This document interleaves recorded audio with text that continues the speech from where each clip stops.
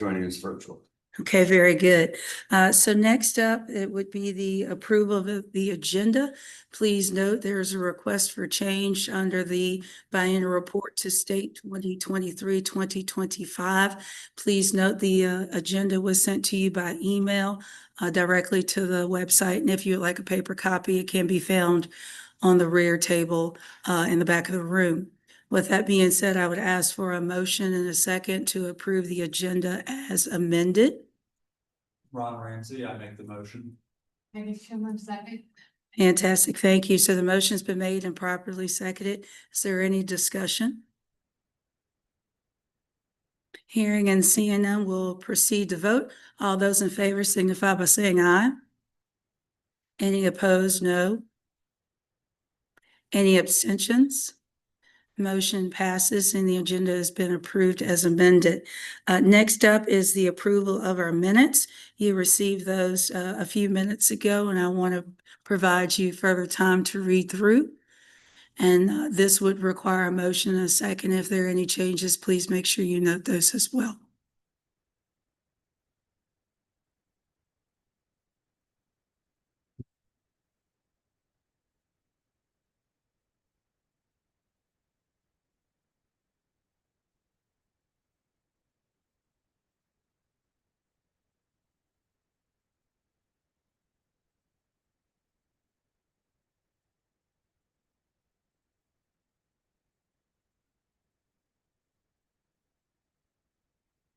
Do we accept the minutes?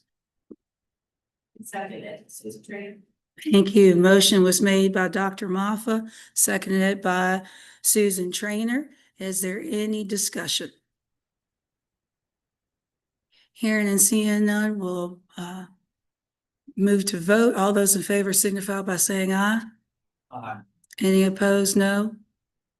Any abstentions? The minutes have been approved as presented. Dr. Jackson, do we have any public comment? And neither did I, so we shall move on to the presentations that's listed, starting on page 2. So our first presentation of the day would be for Dr. Jackson, and those are changes recommended for the administrator endorsement. So Dr. Jackson, I'll turn things over to you. You're welcome.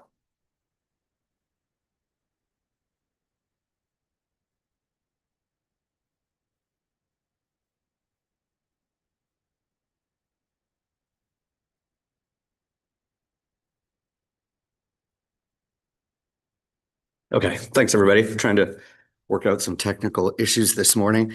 So this presentation, I've actually already shown each of you back in January, but I wanted to revisit it because today we're going to bring it up for a vote. And there are some details behind it. But what we're doing today, we're actually, I blended a few different topics into this. And again, same thing I talked about in January. We're looking at opening a NORA for the regulations for two kind of very specific areas. And so essentially, I'll give you as many details as I can just about what we're thinking about doing. But today, when we get to the votes, we're just going to be asking whether or not the board wants to recommend for the Board of Ed to open this up.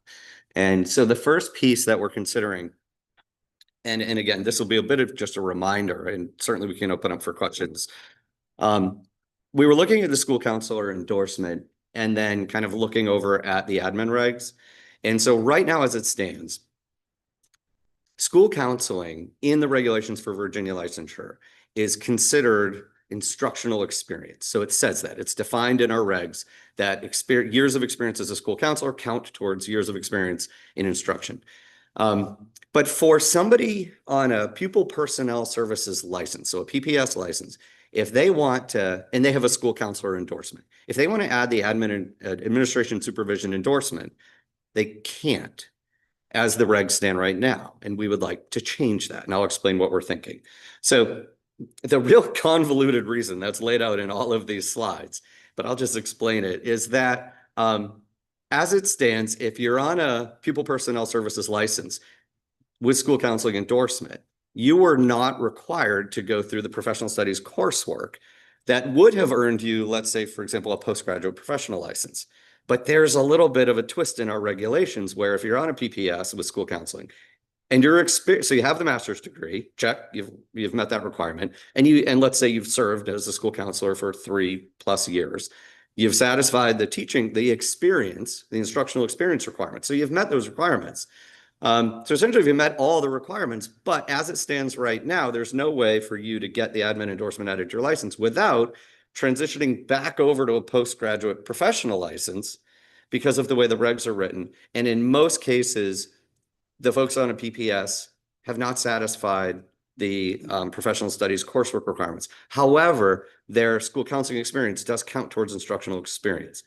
So what we would like to do is to open up the administration and supervision regulations, not the counseling regs, those are fine, but open up the admin and supervision regs to allow for the addition of the admin and supervision endorsement onto a PPS license. So we're just going to look at the admin regs and develop language that would allow for somebody on a PPS who has the master's, who satisfied the instructional experience, to be able to add the admin endorsement to that PPS license.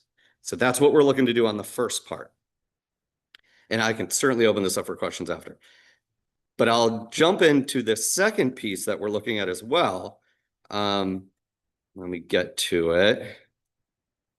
Okay. There's a very minor but significant language change we'd like to make to the admin and supervision regs. So again, we'd be opening up the admin regs essentially kind of twice. We need a vote for each different action, but we'd like to open up the admin regs to change the word master's degree, or change the words master's degree to graduate degree. And here's the best example I have, which has happened in real time. We have candidates who have satisfied all of the other requirements to add the administration supervision endorsement. They've been a teacher.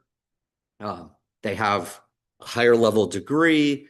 But for example, there are folks who have come through who jumped when they were going through school right to a Juris Doctorate, for example. So they got a graduate degree and they have even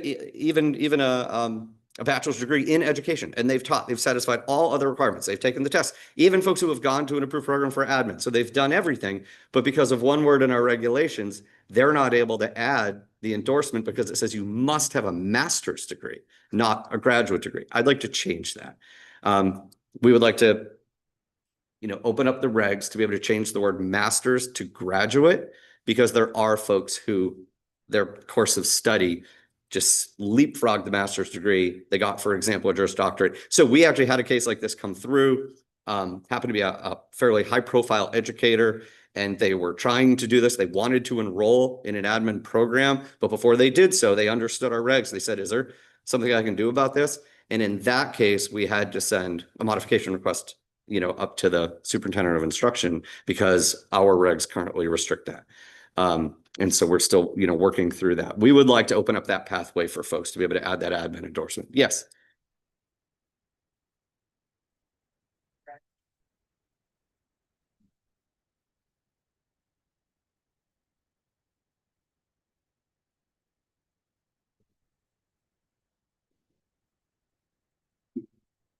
Just to be clear, the term graduate, you noted a professional degree as your exam, but you're stopped, right?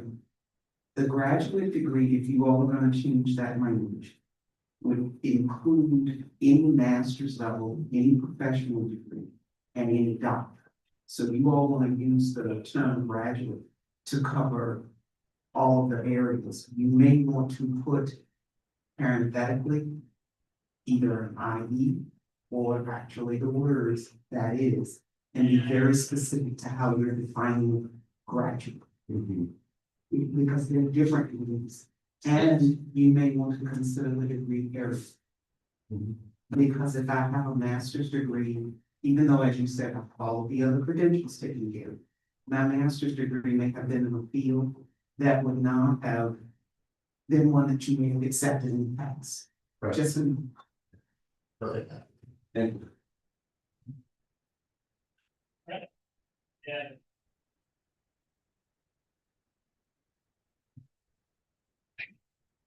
Those are really important points, and that touches back on even the other the first piece of this that I wanted to mention, but just kind of going back to this one, just to kind of recap. So the comment was to just be careful about if you're adding the word graduate, you're replacing master's with graduate, that we're covering all of those graduate degrees that would be, you know, equivalent to or appropriate for that endorsement. That is something that we would be considering when we opened up the regs. It would be quite a process to have these written. I'm confident that any language that we developed would come back to the board, to the Abtel board for consideration. Because we do want to capture degrees that are equivalent to or beyond what the spirit of that master's degree requirement in the current regs are. So we would definitely want to capture that. And then for the school counseling, when I was talking to my team, the specialists upstairs, that's going to require some intense, you know, conversation about how those regs will be worded. And I want you to know that that will be part of our process. And then again, we'll bring that language back to you. So, I mean, nothing will be set in stone. It's not like once the NORA is opened up, if you do approve that, that we're just going to write what we want and send it off. We would bring that language back to think it through carefully, because right now, as it stands, we even have some kind of licensure interpretations of the regulations about what programs we can accept, especially if we have out-of-state folks. And if we're opening up a pathway for somebody to add the admin endorsement to a PPS license, we need to be very careful and thoughtful about the language that we choose, not just saying, you know, it can be done in the regs, but we have to think through all the little caveats of how we can accept different programs, the accreditation of these programs, in-state programs versus out-of-state. In-state's going to be a lot easier if they're already an approved program in Virginia, but out-of-state, we need to look at that language, because even as it stands now, when you look at the school counseling regs, I mean, it's a very short section, but it's complicated when you look at the restrictions that it kind of provides to our ability to accept programs in order to even grant somebody school counseling on a PPS, let alone adding another endorsement like admin and supervision to it. So it's going to take us a while to weed out the language, and then we would bring that back to you for review before anything went through for the counseling part on the PPS, and then also for the words change on the admin and supervision, to kind of just break down that restriction from masters to open it up a little bit, but we can be very specific about how that's done. So I wanted to introduce those two pieces. Yes. I think I can speak to it.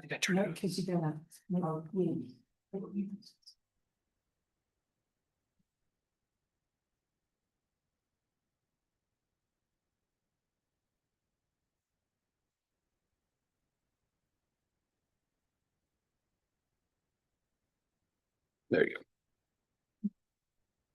go. So I guess when I hear this, I'm wondering, what is the reasoning for having that postgraduate degree?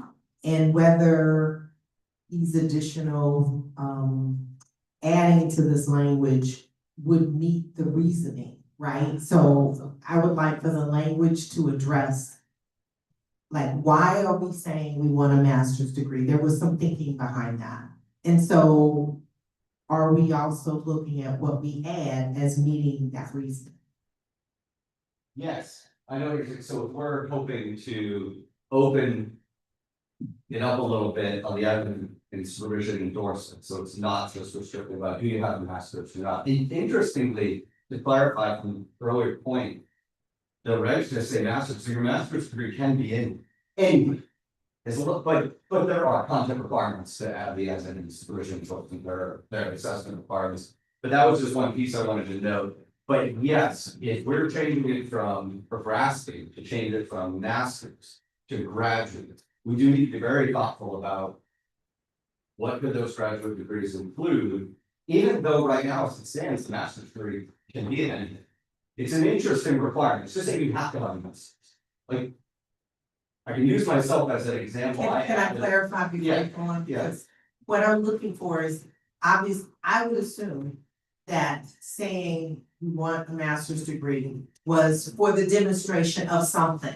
Yes. Right? And can we be more specific about what that is? Oh. Because I think that then becomes a part of the analysis for a person's qualification for that, whatever they are trying to apply for.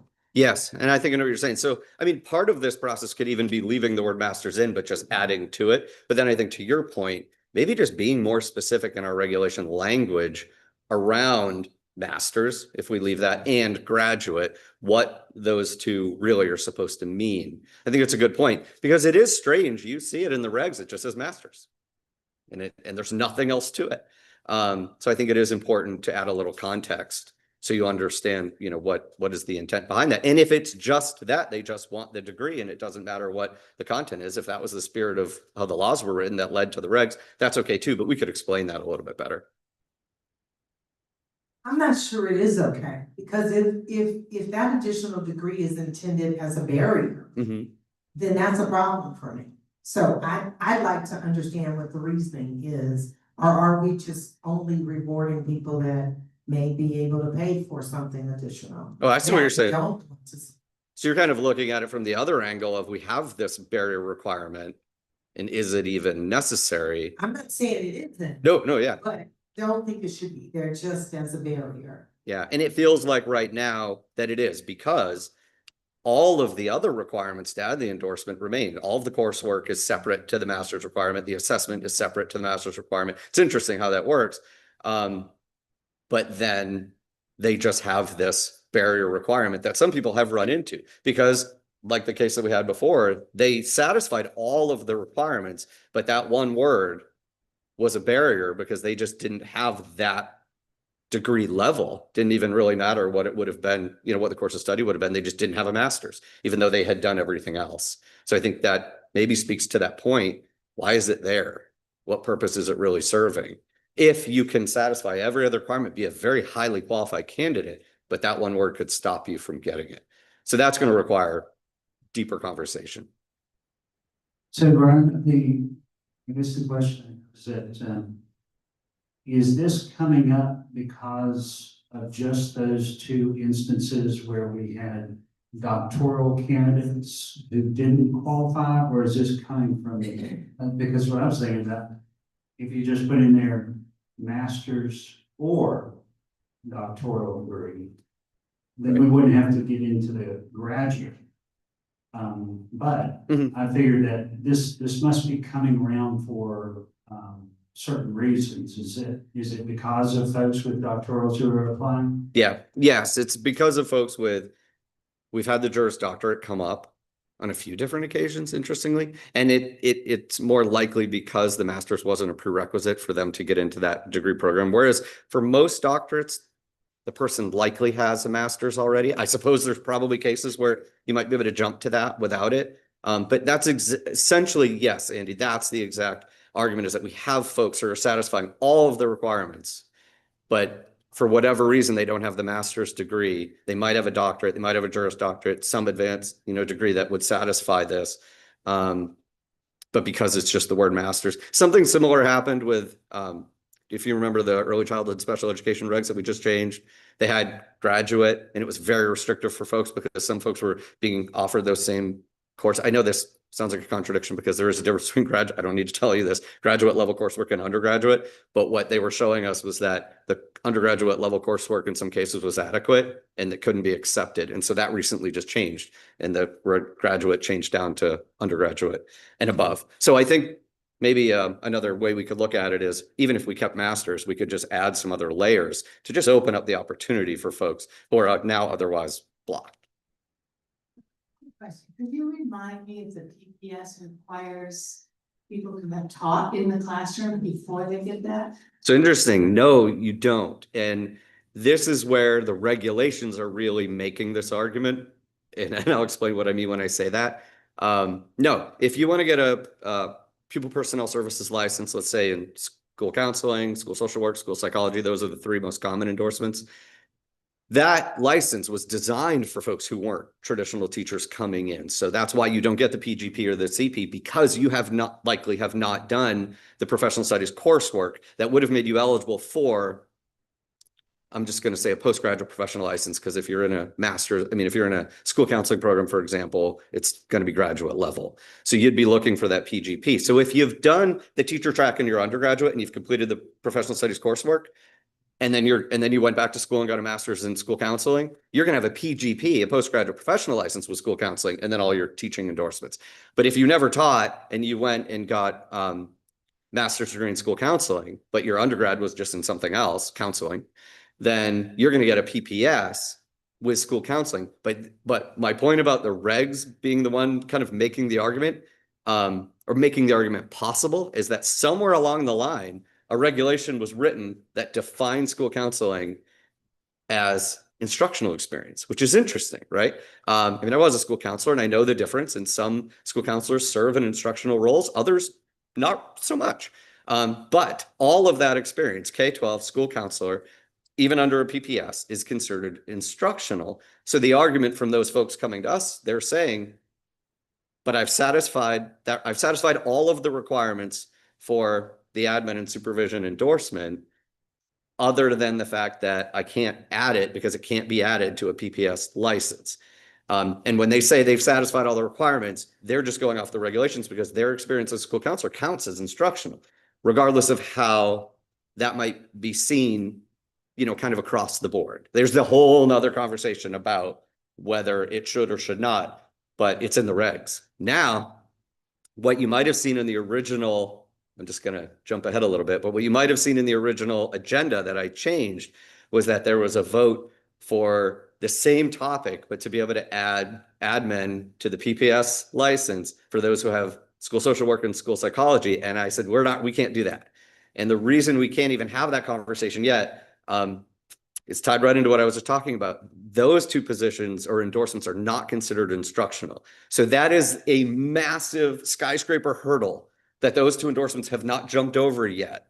And so there's no point in us voting on opening up the regs to try to be able to add admin to the PPS with those two endorsements, because those people will not have satisfied instructional experience. They would just be stuck, and it would be misleading. They might go do an admin program and not be able to add the endorsement. Whereas with counseling, your experience by the regs counts as instructional experience. So you've satisfied those admin requirements for years of instructional experience. And they're coming to us saying, hey, why can't I add this? I've either done an admin program, I've had that happen, I've already finished it, I want to add this to my PPS license. So we're like, oh, we can't change you to a PGP because you don't have professional studies coursework completed, you never taught. Or I want to enroll in this admin program, but I can't. I don't want to unless I know you're going to be able to give me the endorsement.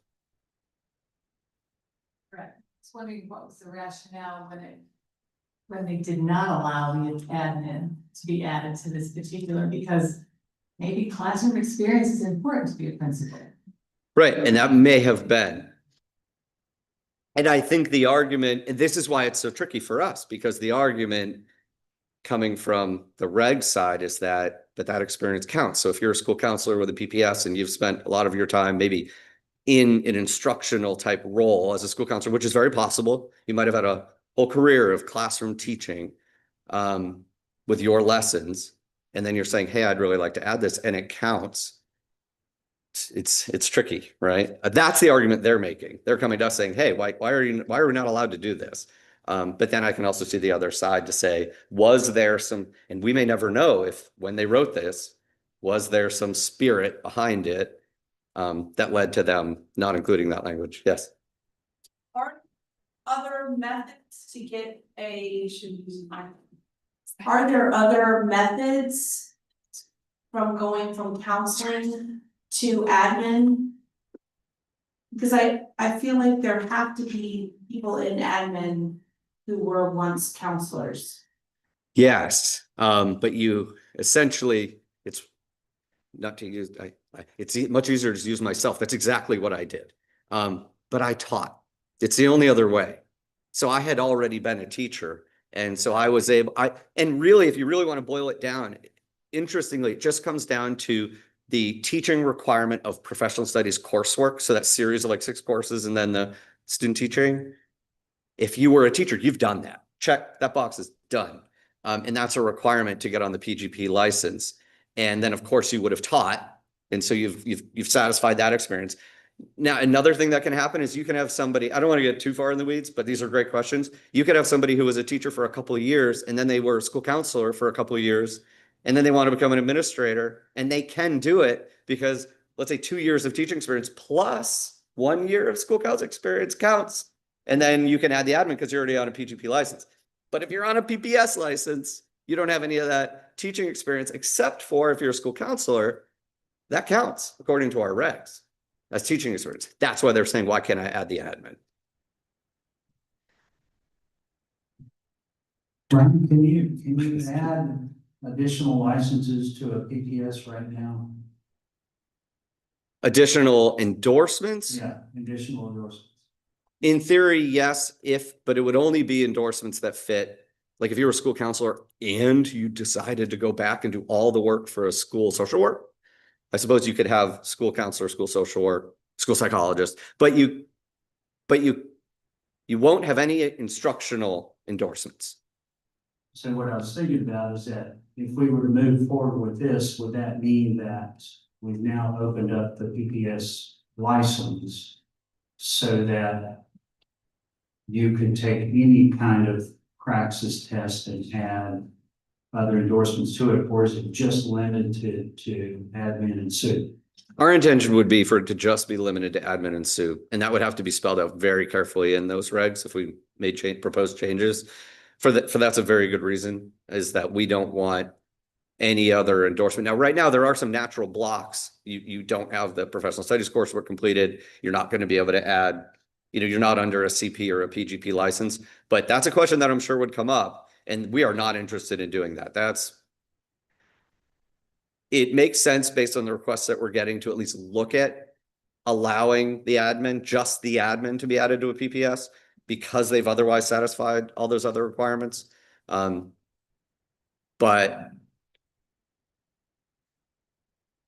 maybe this is a better way to answer that, Andy, is that their school counseling experience still counts.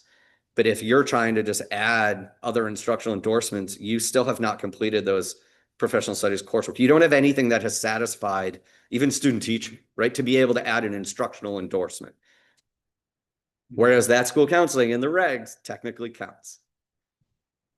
Well, and so kind of going back to your example, you said most of the school counselors I've worked with have been so in touch with classrooms and students that I would say, hey, you know what, this is a different path. And I like the idea of more than one path to get to something. Mm-hmm. But I've been in a couple of schools where the school counselor is the testing coordinator. Right. And and then instead of them being involved every day with students, they're handling students coming in late on the bus, problems or a bus that's late and writing notes for everybody to get into class, or so I think now we're into it depends on what school you were at. Yeah. As to whether or not you have that kind of experience, because we know that more likely they're not going to have classroom management, they're not going to have human growth or all those professional ed. So now we're relying on their experience in that particular building. Yeah. Yep. Great point.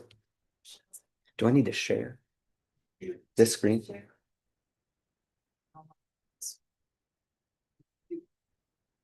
They're not. Yeah, I was wondering. I just need to pause for 1 minute. I can't even get this. This is Kevin. So you could turn the camera on that one up and share the screen, just so they won't have a black screen. Yeah. So I just share my screen. Perfect. Let's just do that. Okay. Oh, but I'm on.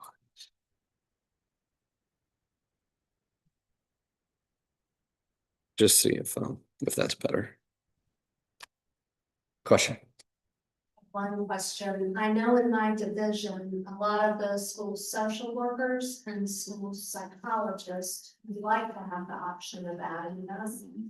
Really want to serve as directors of their individual departments or a central office administrative position. I don't think they're really seeking principal or school administrative type positions. So if we open this avenue up to them, I don't know if we want to consider limiting the option to a central office admin only. I don't know, I'm just putting that out there. Or we also want to avoid those same Well- instruction. Since their instructional experience is slightly different from the small house one piece of it, but still give them the option of being central office administrator or director of social work, director of school psychology. And that's just a Yeah. thought. No, I'm really glad you brought that up. So if you're not familiar with the ins and outs of all of our regulations, when you look at the admin and supervision, just very quickly, we do offer that in two different there are two different types. There's the admin and supervision central office only, and then there's the admin supervision straight up, where you can be a principal in schools or serve in central office.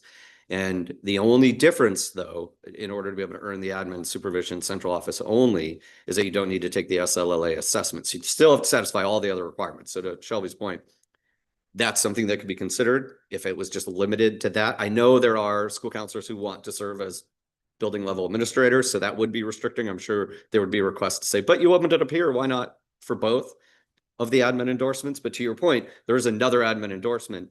And folks, we do get calls about that as well, where they're trying to get a job in their central office. Now, to be a director, we don't have any licensure requirements for that. So that's a local level decision. But as we all know, a lot of local school divisions require, they just set as part of the job description for director positions, coordinator positions. If you're going to be over and supervise, well, that's part of it. If you're going to be supervising other school counselors, then your division is going to want you to have the admin and supervision endorsement, whether it's a central office only, so no intent on leading a building, or the full endorsement. And they're still restricted from even getting that. They still can't even get the central office only endorsement. That would be very helpful for folks if they want to serve in those director, coordinator type roles where they are directly supervising other staff. You see that in a lot of the bigger divisions where they actually have those positions out there. That's a very good point. And we do get questions about that, but they still run into the same barriers.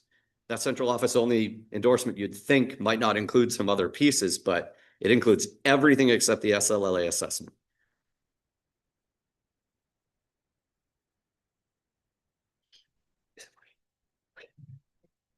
So as you're talking, and I'm not a teacher, I'm not working schools, I've just played a position on TV. No, listen, I've been on the school board. And what I find myself needing, as you guys are talking, is some sort of a chart of what you're looking for each of these positions, right? And then very specific information with respect to what serves what purpose. Because I don't want a barrier, but at the same time, I don't want. Did I do something? Yeah, I got it. There you go. What I don't want to happen is that somebody who gave some thoughts a long time ago as to why they had something on there that was needed in that role, and we overlooked that somehow. Right. And so I just feel like I need more specific kind of mapping to really understand what we're talking about here. And I'm not sure that this conversation, what this conversation is telling me is that discussion may be needed. Yes. That might be a perfect lead in. So the good news is this. What we're asking for today is permission to have that conversation, right? So when we vote later, I want to be very clear. That is just a vote to open this up so we can even dive into the regs and start that work. And good example is the back and forth that we've had for a few years now with early childhood special ed. So some of you have experienced some of this as they go back and forth. But the first step was just getting permission to open up the regs. And once we do that, then we can dive in, because honestly, some of the comments have brought up other issues, regardless of what we were looking for here. There may be some other issues within the language of the counseling regs, of the admin regs, that just require another look. We're not asking to open up the counseling regs, so let me clarify that. But we are asking to open up the admin regs for two specific reasons. And that would allow all of us to have those conversations during these meetings until we landed on a place. And here's the great news. We can come down to very specific language changes in the regs as a team. We'll work DOE, everything will be brought to this committee and then this board, and then that'll be workshopped.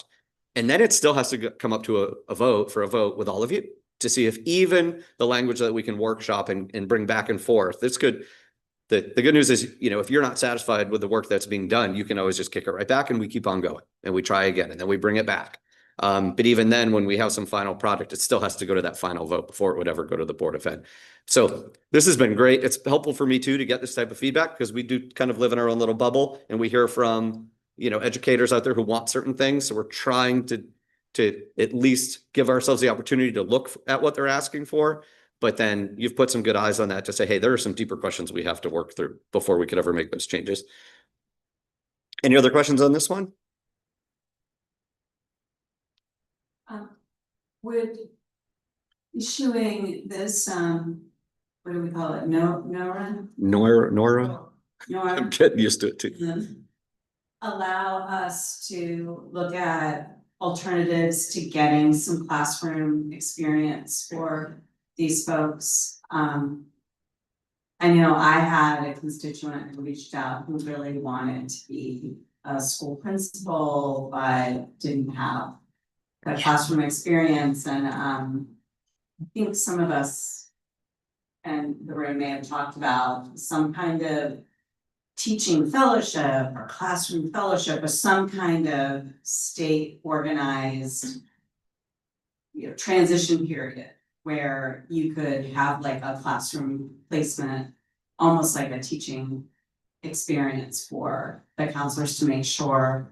And I think some of our stakeholders, like the Virginia Education Association, just really wants to make sure that there's some kind of teaching opportunity. So would this allow us to look at all those different options, or is this a different thing? It should, to the extent to which we'd have to kind of work backwards sometimes to look at some of the code to see, you know, the code would have inspired the regulations. So if we were looking at making any fundamental changes, we'd probably have to go back and just find the related code, which is easy enough, just to make sure there's no language in the code that would restrict anything that we were thinking of doing. But to your point, once we open up those admin regs, then yes. And if we were looking at language around the PPS with a school counseling endorsement being able to be added, so it'd be interesting. We'd be putting that into the admin regs. So to your point, yes, we could then go into as much detail as we wanted as to what that would look like, what would satisfy that. I'd probably need to dig a little bit deeper to see if the school at some other point, if the school counseling regs would need to be opened to make any changes as far as their ability to get experience. Since even working in the regs like this is pretty new to me, I'd be cautious to add specific language, kind of identifying what certain types of experiences count for instruction related to school counseling in the admin regs without also touching that in the school counseling regs. Does that make sense? It probably would need to be changed in two areas if we were changing what experience as a school counselor was defined as, even by predicting future experiences. Like we want to say that these other things may also count.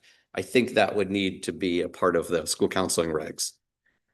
But we're really talking about pathways. Yes. Toward, you know, career advancement and when you want to become an administrator. So I'm not really sure why that would have to change. If we create a good pathway or a good fellowship program, why it would have to change the counseling licensure. Even if it didn't have to do that, I get what you're saying. I would want to look within the regs, especially at definitions, like for example, of what instructional experience is. If we were trying to define something else as instructional experience, it would probably need to be added somewhere else in the regs that defines what instructional experience is. You know what I mean? Not within the admin or counseling, maybe to your point, but more so where the regs talk about what instructional experience is. Because the school counseling one, they just very conveniently said, this counts as instructional, which was great. But I hear what you're saying. There may be other things that should be considered instructional experience. That might be a bigger, that's a separate discussion for sure. Because that could open up, I mean, that affects all of licensure, because then if you've got people trying to add endorsements in a variety of different areas that do require instructional experience, we couldn't just do it for one. We'd probably have to look at that option for all. Get it. Yeah, but that would be great work. to look at that, because times have changed and there are different experiences out there that it may be worth starting to consider. If school counseling counts as instructional experience based on the regs, and what about some of these other things that happen? And should we need to look at that? But that sounds like a separate conversation. In the back?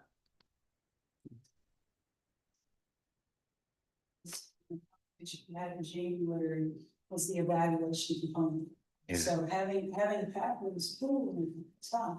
However, have somebody now is supervising you and your performance. And if they did not perform those tasks, how can they evaluate you? And then that becomes a personnel matter. So the goal is to ensure that we can have longevity in the profession, all components, not creating problematic situations that can result in termination of contract.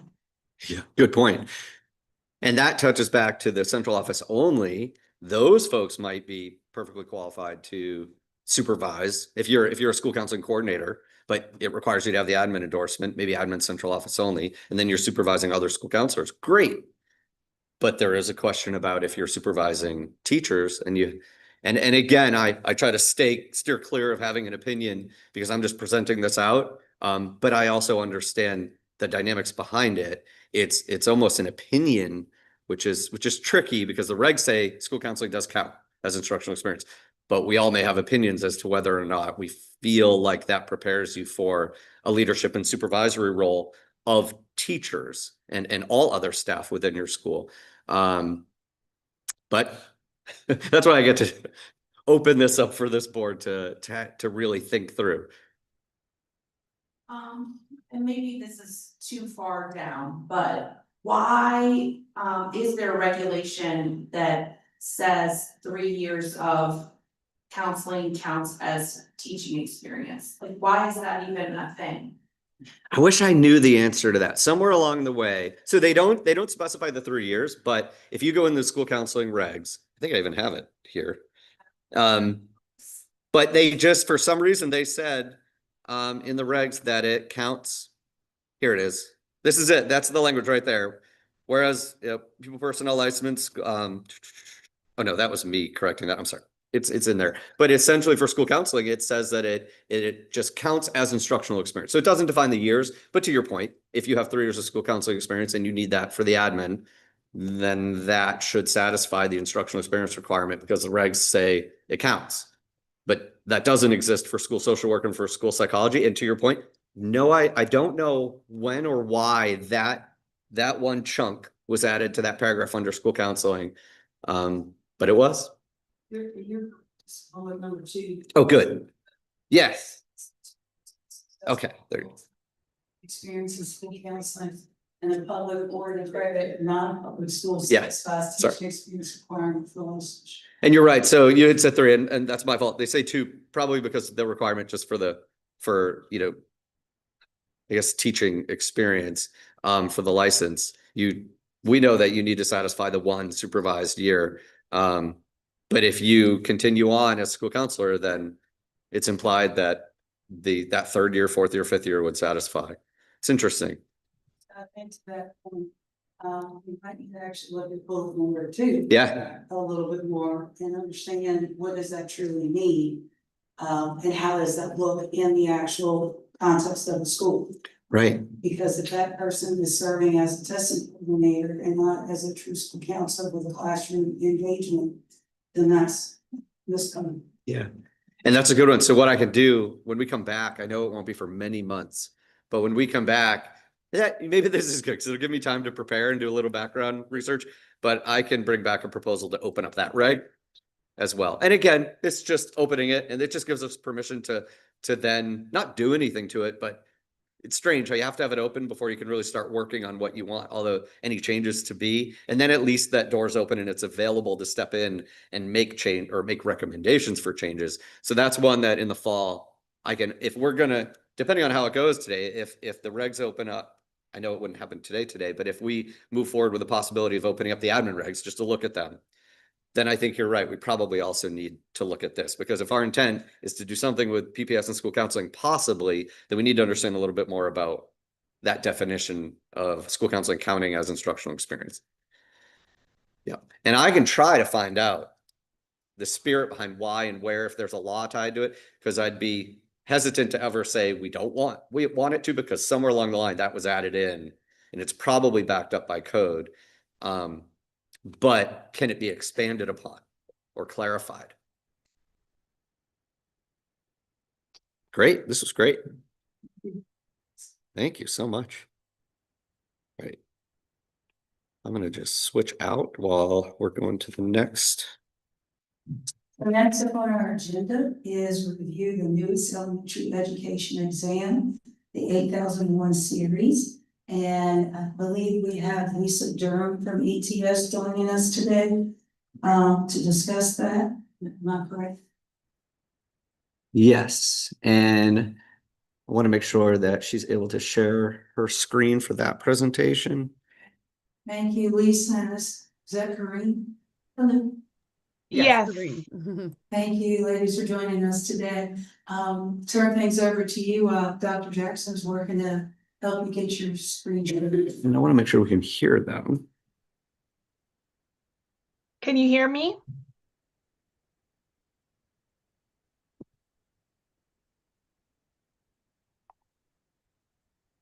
I just don't think we can hear you. I'm going to stop sharing my screen. Maybe that has something to do with it. Corinne, can you hear me? Yes, I can hear you. Okay, so at least I know my vocals are working. You are correct. Back. You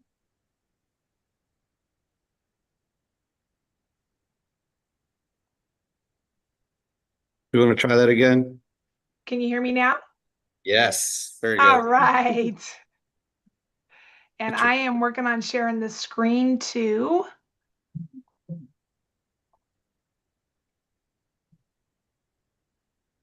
Are you guys seeing the screen?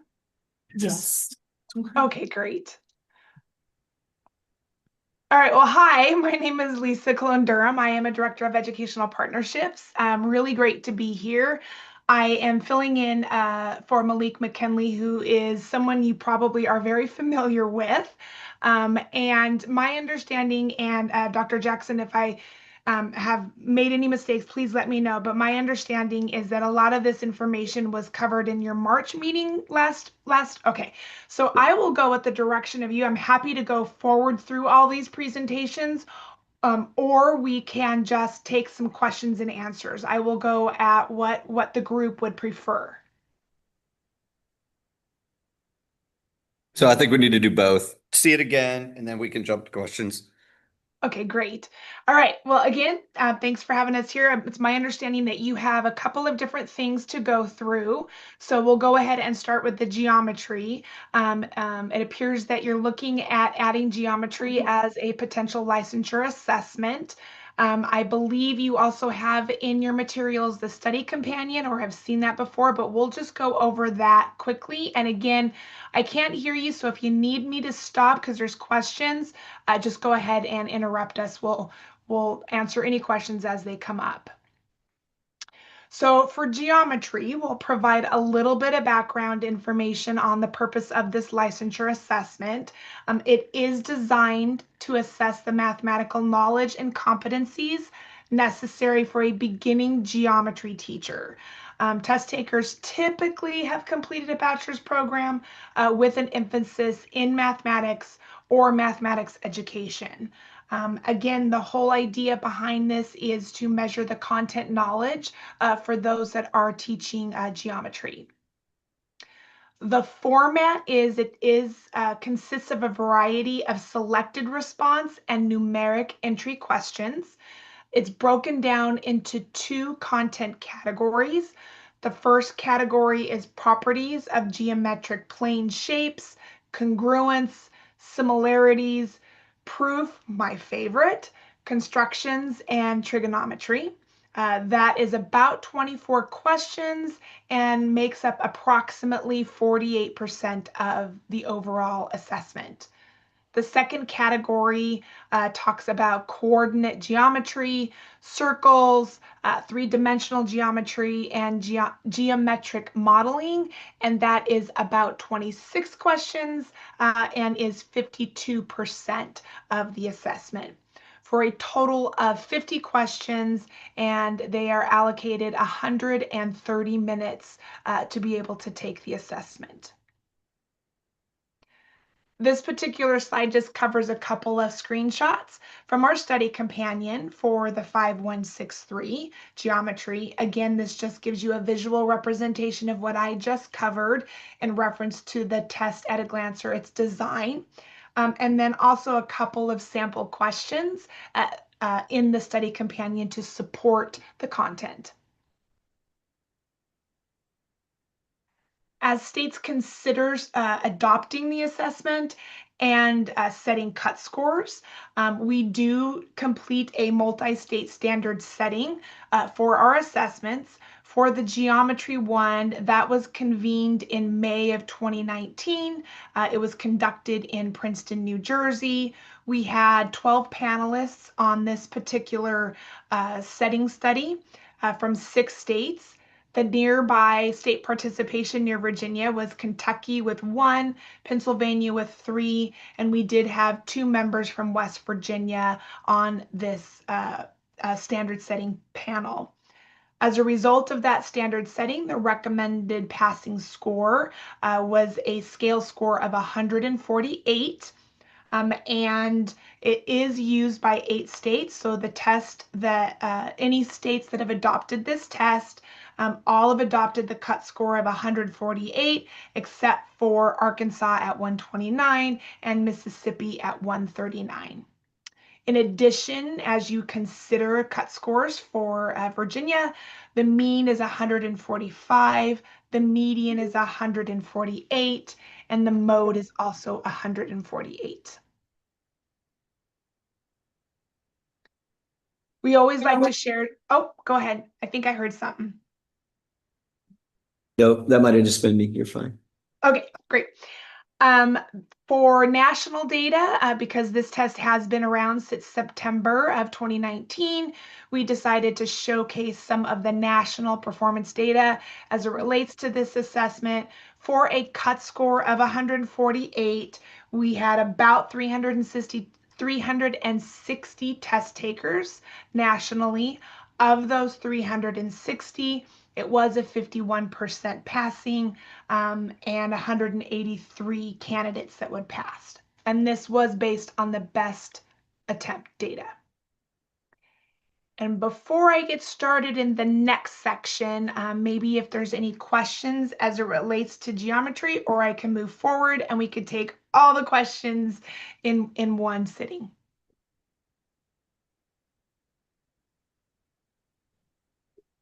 There seems to be no questions in geometry.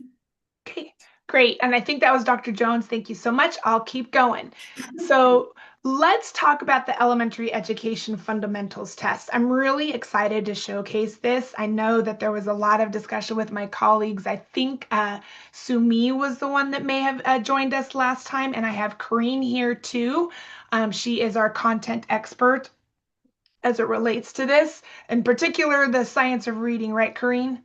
Okay, Yes, so you're she's here correct. to answer any of those questions. And if I mess anything up, Corrine, you please let me know. I got you. Great. Okay. So this is, we regenerated our elementary education series. I know that Virginia is currently on the 5001 series, which is showcased on this slide on the right-hand side. The one on the left is the regenerated elementary education, and this one is also going to be what we call steps enabled, which is the ability to be able to take them in chunks or retake in chunks. And I'll get to that in just a few minutes. So the new elementary education fundamentals test now has 5 subtests for states to adopt if they so chose. So there's 5 options. You can see here we have the reading and language arts option at 8002 is the code, and or teaching reading. So states consider which one or both do they want to take.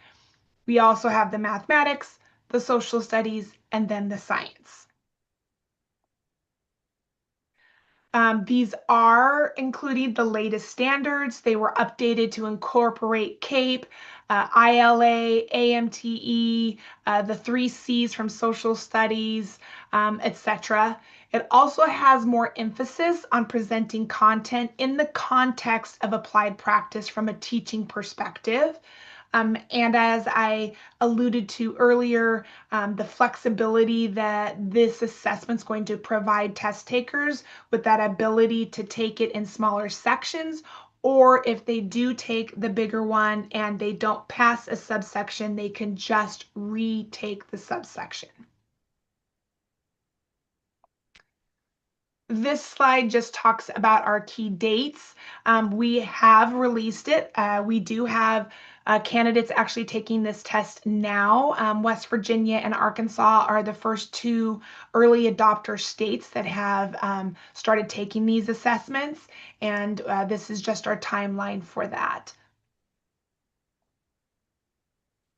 The next few slides just cover kind of a comparison of Virginia's current test in its regenerated assessment.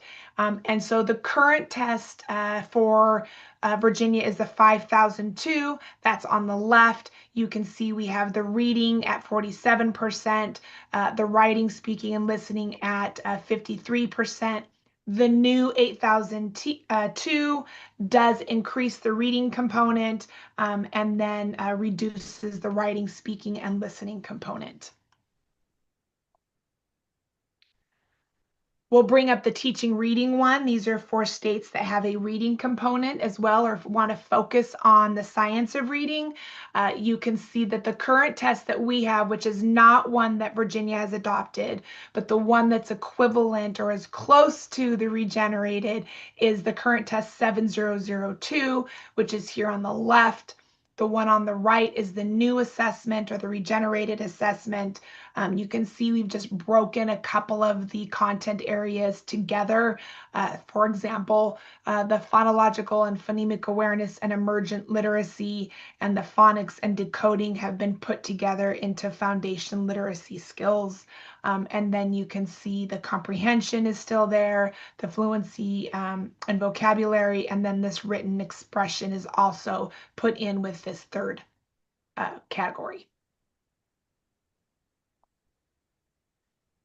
We do get lots of questions about which assessment should we choose. Should we do both? Should we do one? Should we do the other? That really is up to the state. It really depends on the focus and the information that you're wanting as a state.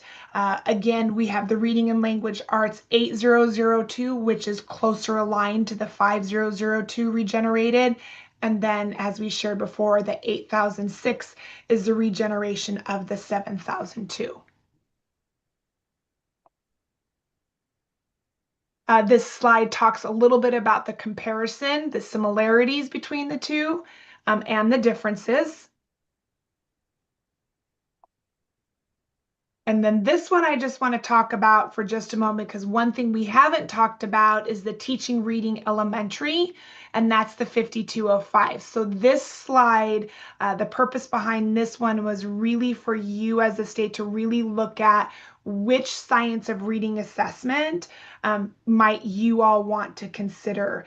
I can't remember if 5205 is one that you're currently using or not, so I apologize for that. But the 5205 does have a piece to it that's called constructed responses, and you can see that section right here, which is the assessment and instructional decision making. So the 5205 really has an extra component to it that the 7002 and the 8006 do not. So again, it really is dependent upon the focus of what the state wants.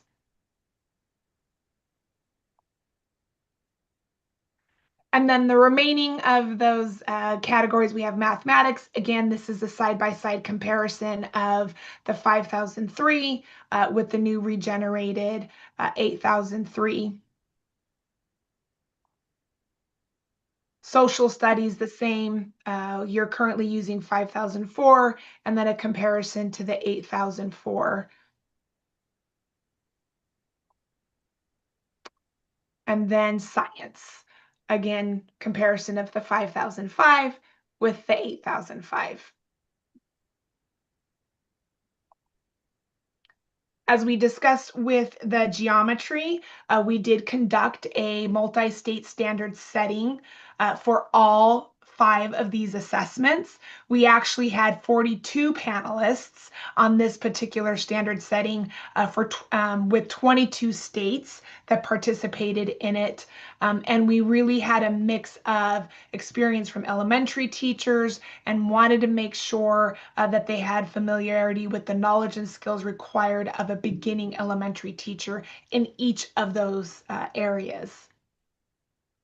There was a technical report provided, and in this case, this is the recommended passing score for each one of those assessments: reading and language arts, mathematics, social studies, science, and then the teaching reading. This next group of slides just talks about praxis steps, which is, again, our elementary fundamentals is our first assessment that's going to have this capability. And as I had shared, it's this idea of being able to take it in modular or in steps or chunk it. And I'm just going to get to my favorite part that really captures this, which is this particular slide. So if I was looking at mathematics, and Karine knows I'm partial to mathematics. I was a former middle school math teacher, so that is where I tend to go first. So if I'm looking at mathematics and I'm looking at the steps capability, what that allows me to do is I can take mathematics at the 8003 level, so the full test. And then if I pass it at the cut score, I'm done. I'm great. I can say that I've passed the test. If I didn't, I will get results in each of these categories, or what we're going to call subcategories. So I will get a score report that's going to show me whether or not I passed each of these subcategories, allowing me to just retake at that subcategory the ones I didn't pass. On the flip side, I might be a candidate that would prefer to take it in chunks. Maybe I don't want to take it at the full level at the 8003. Maybe I just want to take it at number and operations only and take that one, pass it, and then bank it.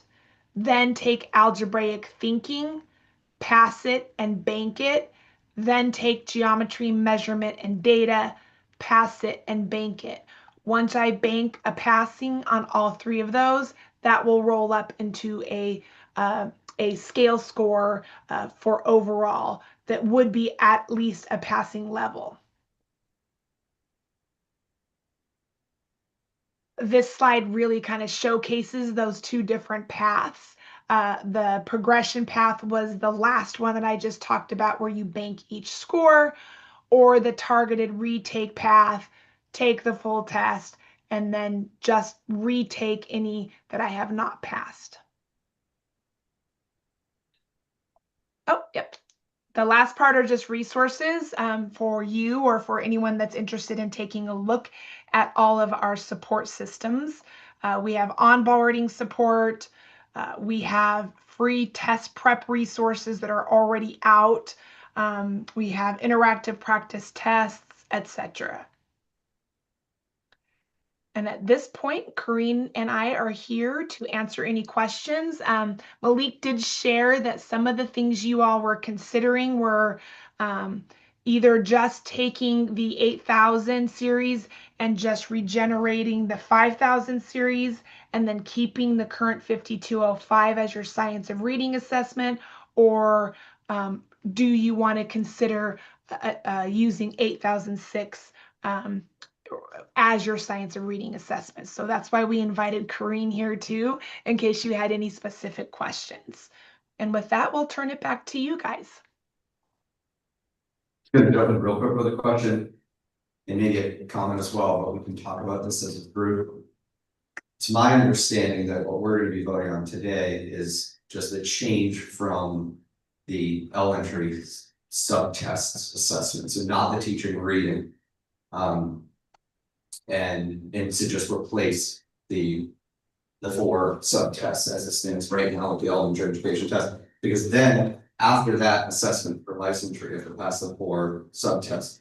We also require the teaching and reading elementary level assessment at the end, as a separate assessment. And I believe we weren't thinking about making any changes to that now, but we now at least know that there is another upgraded option that's just not listed for us to vote on today, so we could always come back and look at that. And I also wanted to ask a question. By doing this, if we were to move forward with this assessment upgrade for the elementary subtests, would that have any impact on someone's ability to participate in the Praxis Bridge? And then also would the Praxis Bridge experience be expanded out for each one of the subtests within the subtest? Or would they need to take, for example, all 3 of the little mini subtests, let's say in math, and reach a certain cut score in order to be eligible for the larger Praxis Bridge opportunity? How does this type of change impact someone's experience with Praxis Bridge? That is a fantastic question. So first, all of these assessments that I just shared, the 8002 through the 8006, all have Praxis Bridge capabilities. So that is part 1 of your question. Part 2 of your question is, how does Bridge interact with this? So they're not going to get a scale score until they have completed all the subcategory or the subtests. So you're not going to get Praxis Bridge on the chunks or the steps. It would only roll up all the way into the full test. So if someone chose to take the test in chunks, they're only going to get a pass or not pass for each of those chunk levels. Once they have taken all of those, then it would roll up into a scale score, and then once we know what that scale score is, we'll be able to discover whether or not they would be eligible for Bridge. Really appreciate that.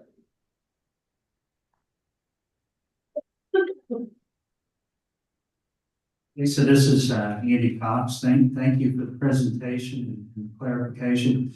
If you don't mind, could you go back to one of the slides? I'm trying to figure out the difference in terms of questions from, let's see, we could match them up 5002 to, I guess that's 8002. I think that was right here. Yeah. Okay, so the time, the number of questions is the same, Mm-hmm. but the time is a little bit more, and I assume what's the additional time? I can take that if you want. Yes, please. So the additional time now takes into consideration that task of teaching component, which is a more scenario-based questions. So 5002 had a little less scenario-based and instructional task questions, whereas now 8002 has more scenario-based questions, which takes a little bit more time. So I see that we've gotten rid of the 5001, where a student could pay for all 4 of those assessments in one kind of a discounted rate. Is that coming back?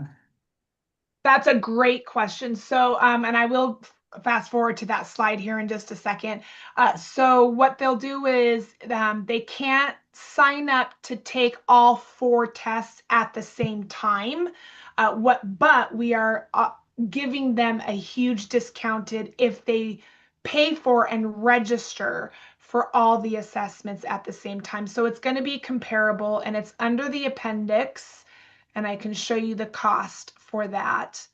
Because I don't have it right here. So the regular pricing is $79 per test if they wanted to pay for it in chunks and take it independently. If they pay for and put in the same cart 4 tests, which would be for you all the 8,002 to the 8,005. Then they would get 37% off the regular price, and it would be at $199.50. They have to take, when you say register, can they register for all 4 of those tests on different days, or is that one day? So they can register for all 4 tests when the testing windows are open. So they'll have to schedule each test independently, which is great. That allows them, if they want to take 2 tests in the same day and there's open slots for them to take the test in the same day, they can schedule them back to back. We have had some candidates do that currently in West Virginia and Arkansas, or they can set them up to take them a week apart, etc. So it gives them that freedom to schedule all 4 tests on days and times that work for them.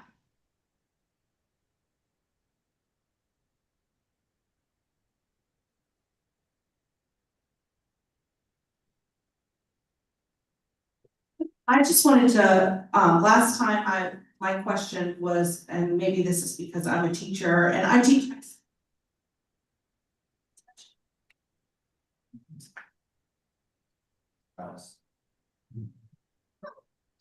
I think we lost you at Yeah. the end. We just heard I'm a teacher, I think, and I didn't hear anything after.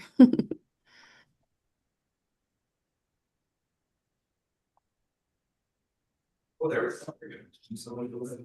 All right, so I'm a high school teacher, but my Teachers for Tomorrow kids go into elementary school and I just see how much more work they have to do than I do. So one of the things that I was asking about last time and I've had time to look at now is the difference or the increased time of these tests. And I did the math and it's 115 more minutes of testing with the 8,000 series than there are in the current one. So almost 2 hours more of testing for these elementary school teachers to be. So I just wanted to point that out. But there's also a 7,000 series, and I know that's not really what we're talking about, and maybe tell me if I shouldn't even talk about this at all, but we have the 5,000 series right now, but there's this middle. Last time we talked about how the 5,000 series is going to go away, it won't be supported after a certain date, I can't remember. But then there's this 7,000 series that I'm assuming some people use. And then now we have the 800 series. The 7,000 series has more comparable time element as our 5,000 series. I don't know what my question is. I guess I don't know. I think I can answer some of your questions possibly. Okay. First, that is a great well, let me see if I can explain the 5,000 and the 7,000 and the 8,000 altogether, because I think this might help in what you were talking about. So you guys are currently using the 5,000 series. We did create a 7,000 series, and specifically we created that for states who wanted to replace the reading language arts portion of the 5,000 series, so that 5,002, with a more science of reading focus. So the 7,000 series is equivalent to the 8,003, 4, 5, and 6. So basically you're swapping out the reading language arts with a teaching reading elementary focus. That's where the 7,000 series came into play. And it's on the same schedule to be retired as the 5,001 series, because the 8,002 to 8,006 is actually regenerating both the 5,001 and the 7,001 series. That's why you have the 2 options for the reading language arts or the teaching reading. In reference to the time frame, you were absolutely correct. It does require a lot more test time. That's part of the design for the ability to be able to take the test in chunks And for us to be able to have enough questions in each of those chunks, it did, as a side effect or a natural consequence, you have to increase the total test time in order for you to be able to have an analysis of those chunks. And from the nationwide response that we got from everybody, they would prefer to have the increase in overall time for the flexibility of being able to either take the test in chunks or retest in chunks. It was kind of one of those trade-offs from being able to have that flexible option. Hopefully I addressed some thinkings or wonderings that you had. Lisa, on that slide that's on there right now, so explain that first comp, the early adoption discounted price. So if a student wants to tell me how they get a test for $19.75. Sorry, I didn't mean to interrupt you. That's it. Okay. So that was our early adoption. So this test became eligible or released in March. And for those states that adopted it early, so it would first, the state would need to adopt it early in order for a candidate to be able to receive this discounted price. And this discounted price only is in effect until May 31st, 2026. And so for those states that adopted it early, and for those candidates that chose to take that test, they got it at that discounted rate. And so the two states currently that are on this early adoption with the discounted price are West Virginia and Arkansas. And the way those two states decided to adopt this 8,000 series was they allowed for a 1-year overlap. So they're allowing the 5001 series to be used all the way up until August of 2027. And also allowing this as an option for their candidates. That began in March of this year of 2026. So candidates were able to choose which assessment they wanted to use, giving a 1-year overlap. Will Virginia have the option of that discounted price? The discounted price is only available through May 31st. So depending upon when the state is going to allow for this assessment to be counted for licensure, if it's prior to May 31st of this year, then yes, the candidates could be eligible for a discounted price. Lisa, I have a question. Could you remind me when the 5205 teaching reading test will go away? That is not scheduled to go away at this time. Related to a question I had. So you mentioned that under this new iteration, 8,000 series, the teaching reading elementary can replace, please correct me if I'm wrong, can replace the reading language arts. So I'm wondering if, as part of today's vote, if it is accepted to replace the 5001 series and the language arts is replaced with this new teaching reading elementary, would that, then I'm kind of now talking to the rest of us, would that mean a 5th test is off the books? Because for licensure purposes, if you pass teaching reading elementary as that first of the series of 4, I think of it in order, sorry, and then you take the other 3, math, social studies, and science, you will have not only satisfied the elementary assessment requirement, but also the teaching reading requirement all at the same time, which happens in a few other scenarios in licensure, but this would be a big deal if that's possible.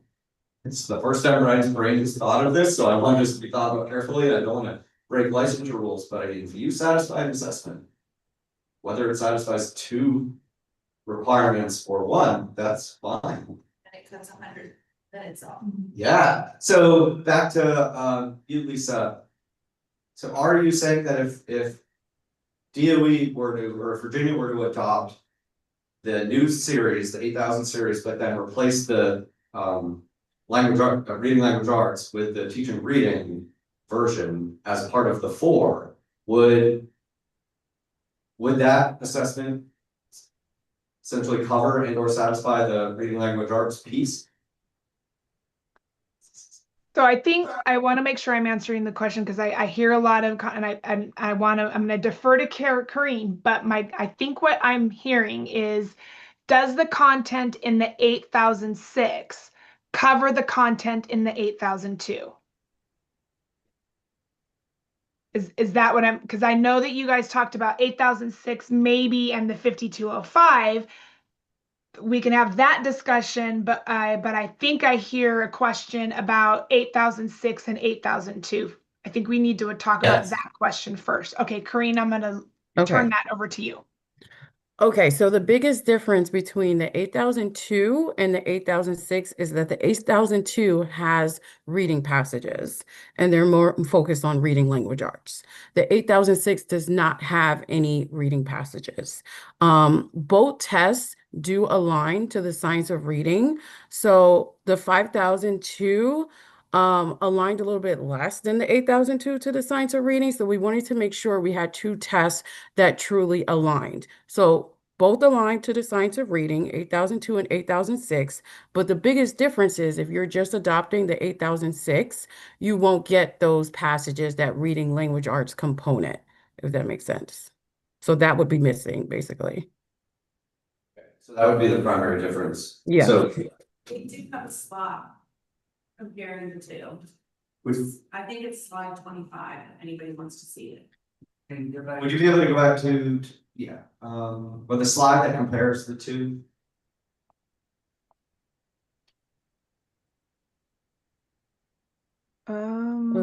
This one. Yeah. The other piece I will add, not because of the other states that I happen to work with, states that are in your situation that have had the 5001 series and have been using the 5205, they are considering, West Virginia is one of them. They just replaced the 5001 with 8002 to 8005, and then have kept that 5205.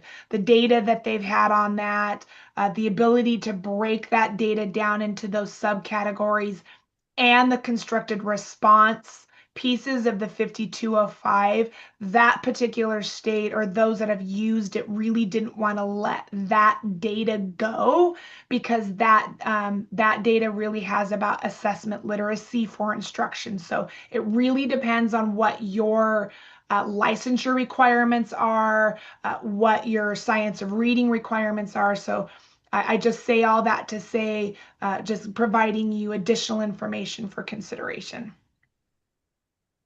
Are you able to go forward one? Absolutely. They just want to take a look at that real quick.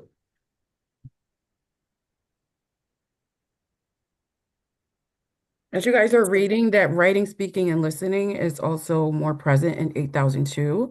8006 does have the writing, but not the speaking and listening component like 8002 does. And 8002 is the new iteration of the language arts, reading language arts. Right.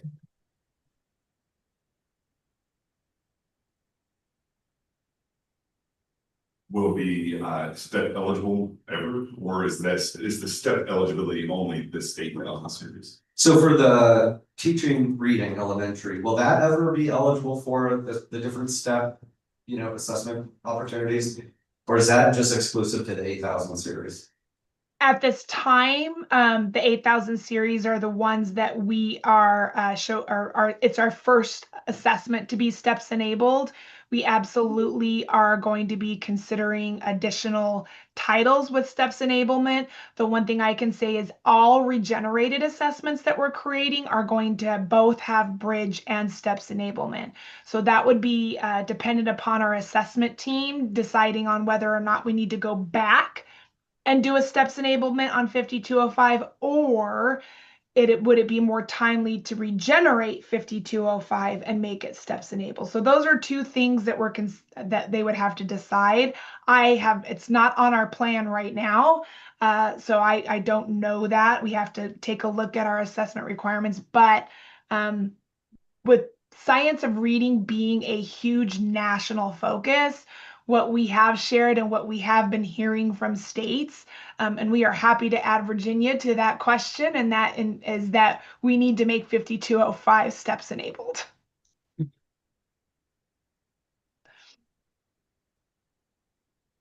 Thank you so much. So for the board, I don't know, I like the idea of potentially moving the teaching reading into the front end of the elementary assessment series, but since it's removing, there's actual content that's covered there, that it would require a little bit more work to look back at our strengths and competencies. I'd be really worried to remove an assessment and then find out we needed some of those competencies covered to satisfy licensure requirements. Maybe not a great idea right now. However, the vote is showing that we're just asking to upgrade, I guess I could say, the 5,000 series, the 4 subtests.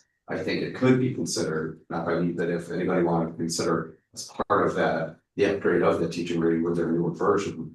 But I think they indicated that the teaching and reading assessment isn't, the one we have right now isn't going anywhere, correct? The 5205 is not scheduled to go anywhere, correct? It could be upgraded now, but it doesn't have to. That's correct. Any question? And how many states have maintained 5205? How many states or do you have any data on who's keeping the 5205? So I can only speak for the states that I support right now. Those that have kept the 5205, or those that are currently using the 5205, really want to keep using the 5205. I want to say of my 13 states, off the top of my head, that is about 4 to 5 states. Okay, that's perfect. Thank you. Any other questions for ETS while we have them? Okay. Thank you, Lisa and Corinne. You're very welcome. Thank you very much. We really appreciate it, and we'll be in touch. Thank you. All right. Did you want us to stay on the line at all for potential other questions, or? Yes, please. Sorry, thank you. Yes, we'll move through this and we'll get to the vote in a little bit. Thank you. Absolutely happy to. Thank you so much. So next up, we have our biennial report, Dr. Danelle Torbert. And we did approve for it to say 2023, 2025, Dr. Torbert. Bring that up for you, John. Does that look right? I also have a document open if you need to bring it up, but I just opened it. It was okay, your item, you don't need that. Okay, good. Perfect. Then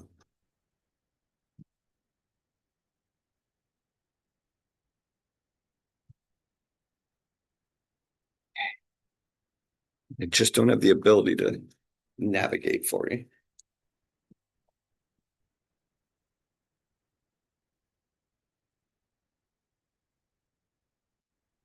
Good morning, everyone. Mm-hmm. Today, I will be presenting the 23-25 biennial report. Per our regulations, approved program regulations. Scroll down.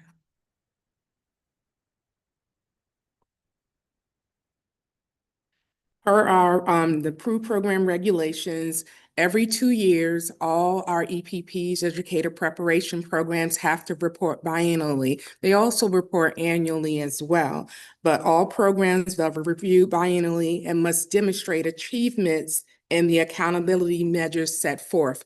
There are 7 measures that are set forth in the biennial report. However, in the last year, since the board has removed the assessment, VCLA, for the second standard assessment, that one is not reported. But because we didn't change the report, takes a little bit more to do some detailing, so that part will not be reported on. Each institution completes and returns the following 3 documents to report its progress on achieving accountability. It measures 1 through 7 for the current biennial reporting period.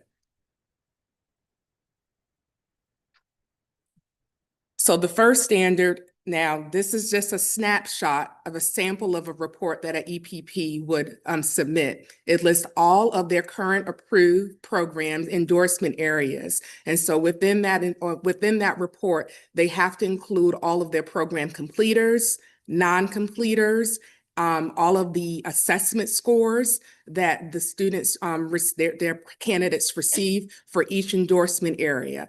They also have to achieve 80% or higher pass rate in order to be in good standing with the state.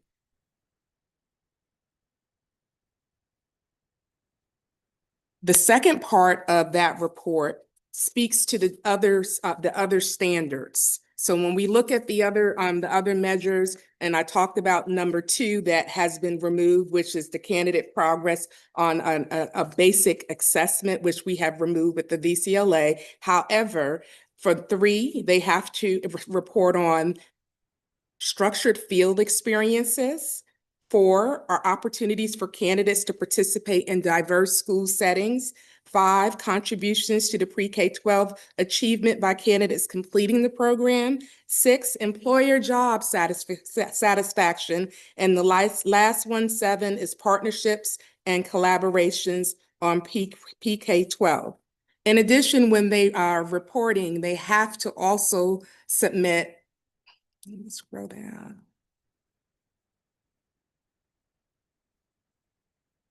Ooh, is that the right one? There's a picture missing here, but this slide should be the affidavit that they sign off that they completed the actual report to the best of their knowledge with the best of the with the current doc scores and pass rates for each of their candidates. And so each EPP, I will say this year, all 36 EPPs have submitted their reports and everyone is in good standing. We did not have anyone at all this year not to submit their report and to be in good standing. And when I say good standing, we're looking at the pass rates of being over 80%, and we are way over 80% when we look at those. So I have them submitted here. For our content area endorsement areas, we're at 99%. For the reading, 99. For our school leadership assessment, 97.9. And those are the average of overall scores submitted from each of the EPPs. Now, if someone did not meet that threshold, what would happen is they would have to present a corrective action plan to the Board of Education on how they would fix in order to improve their candidates' pass rates for the next biennial. So fortunately, this year, we did not have any EPPs that have to submit a corrective action plan. But when we look at the different designations per regulation, so overall, you would have an approved or approved with stipulations. And if you were approved with stipulations, that is when that corrective action plan would come in. And then the last one is approved and denied, and we don't have any of those.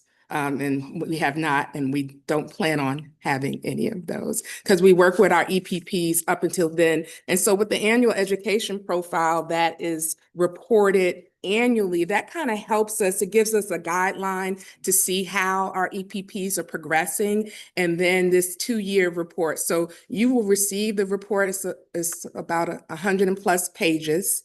And it has the outline of all the EPPs and their individual scores and the summary of all the different areas, measurements that we are taking. And so you should receive that report as well. Okay, thank you. Any questions? What is the annual Education profile? When does that cycle like start? right now. Okay. And so the annual education profile is due May 1. And so I just have to open the window for EPPs to report. But that report is a little easier because it's an online report. This report actually, EPPs submit to me, and I have to look and break down the data for it. Okay. Any other questions? Thank you. Thank you. Oh, all right, so next up, we have Dr. Jackson, changes to the advisory board for next year and schedule, and then move into voting items. Dr. Jackson? Great. Thank you, thank you. You're welcome. All right.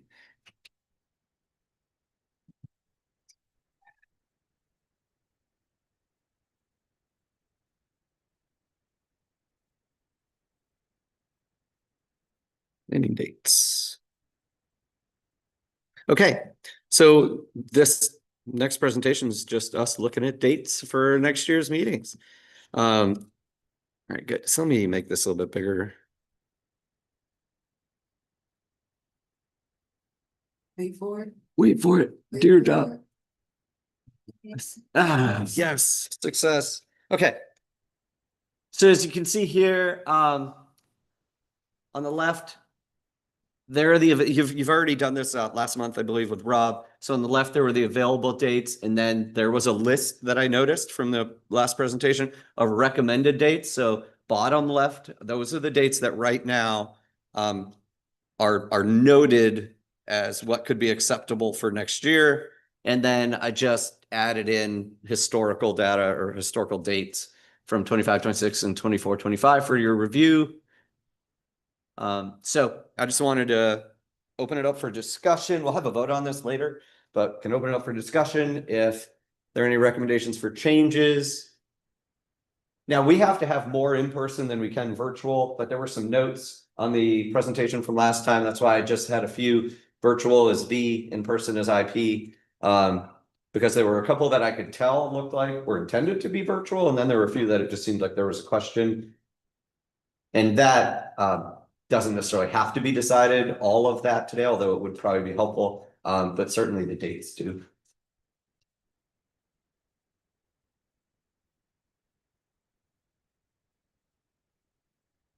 Ryan, would it be possible to look at March 22nd for the recommended March in-person meeting?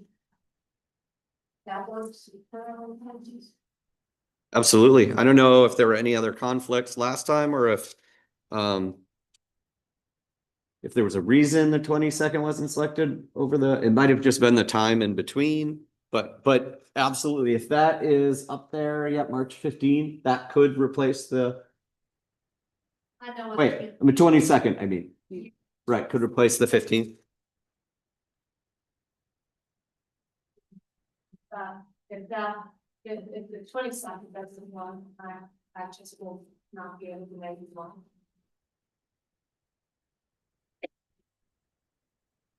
And I don't have this data. This wasn't listed for voting, so I didn't put it. I had mentioned voting on this. I don't have this listed for voting. So we can, are there any objections to the 22nd of March replacing the 15th? I don't think it's a second. I think the discussion was trying to stay with the second to Monday. That's was correct. the second. Ah. Right, because Or is that the third Monday? I don't know what, he consistent with whatever. we have been Right. the first Monday. And then we gravitated to now being the second Monday because first Mondays, some of them were holidays. And be that as it may, folks were still engaged. So now this is more of the second Monday approach. And to that point, I'm not sure about why that third Monday was there, because we also talked about the interfering potentially with spring breaks and Easter. That March, April time frame. That Oh yeah, is anybody on break that week? That's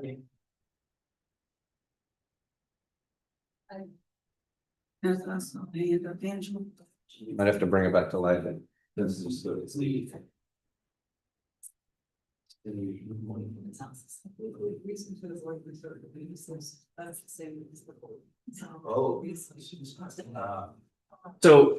one of the other reasons, there is a holiday, a religious holiday preceding that Monday on the Sunday, but then also one of the reasons we were avoiding the third weeks is because those are board meeting weeks.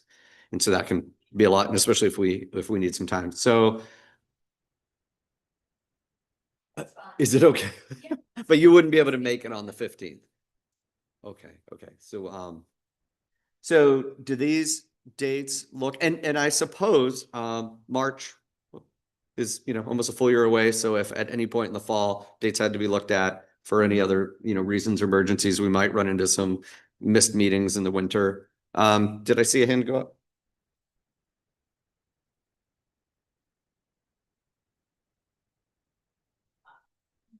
Just that I can only do virtual on September 14th.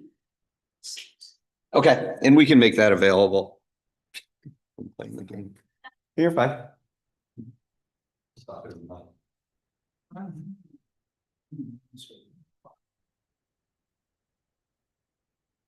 Aren't we required to have 5? And then we always have 1 extra. So I noticed that when I was doing this, there were 6 listed. That's what was on the notes from the last meeting. It may just be preliminary, just to have some dates added out there as an emergency, but we only need 5.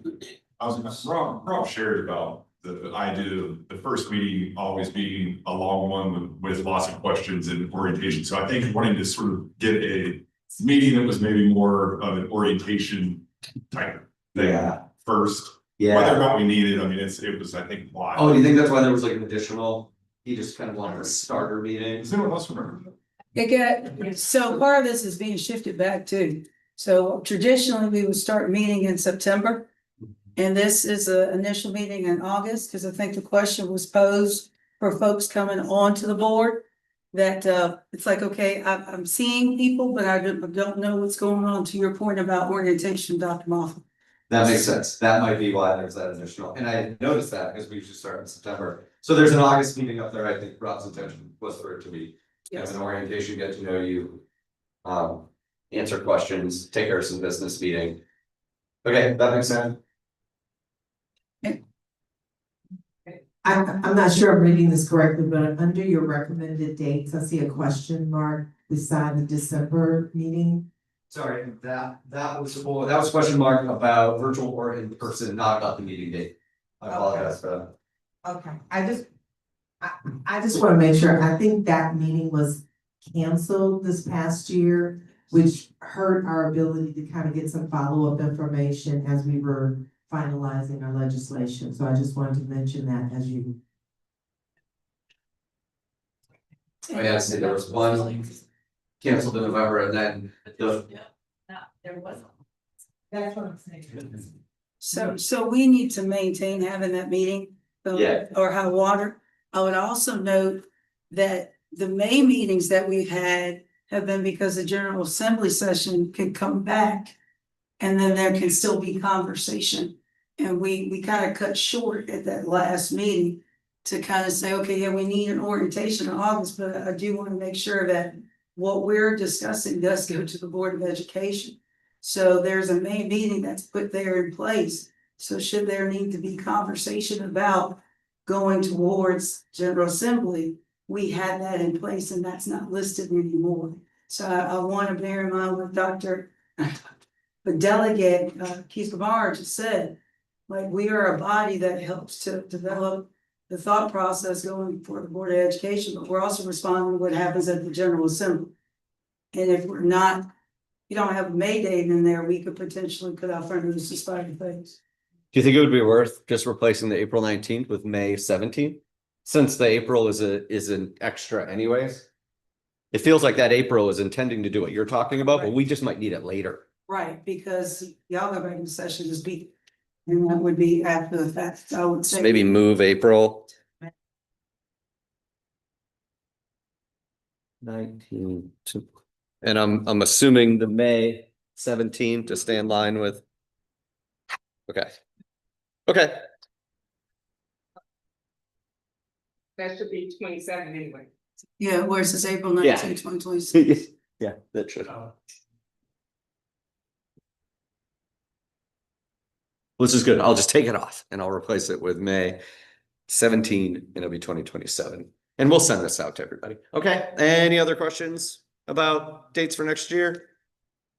Okay, great. Thank you. Thanks. You're welcome. So next up, we have voting items Ooh. on page 3. Stop sharing. Presenting.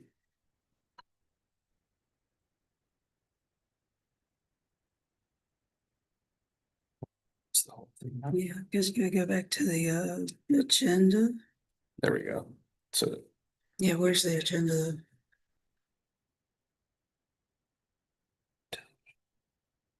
that was different. I've got it. Mm-hmm. So that one. Main presentation. Okay. There we go. Hey. There.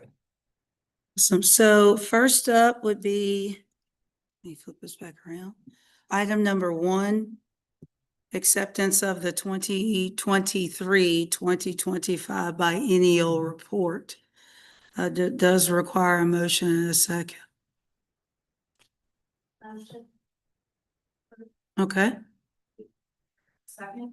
fantastic. So Shelby moved and Susan seconded to accept the 2023-2025 biennial report. Is there any discussion? Hearing and seeing none, we'll proceed to vote.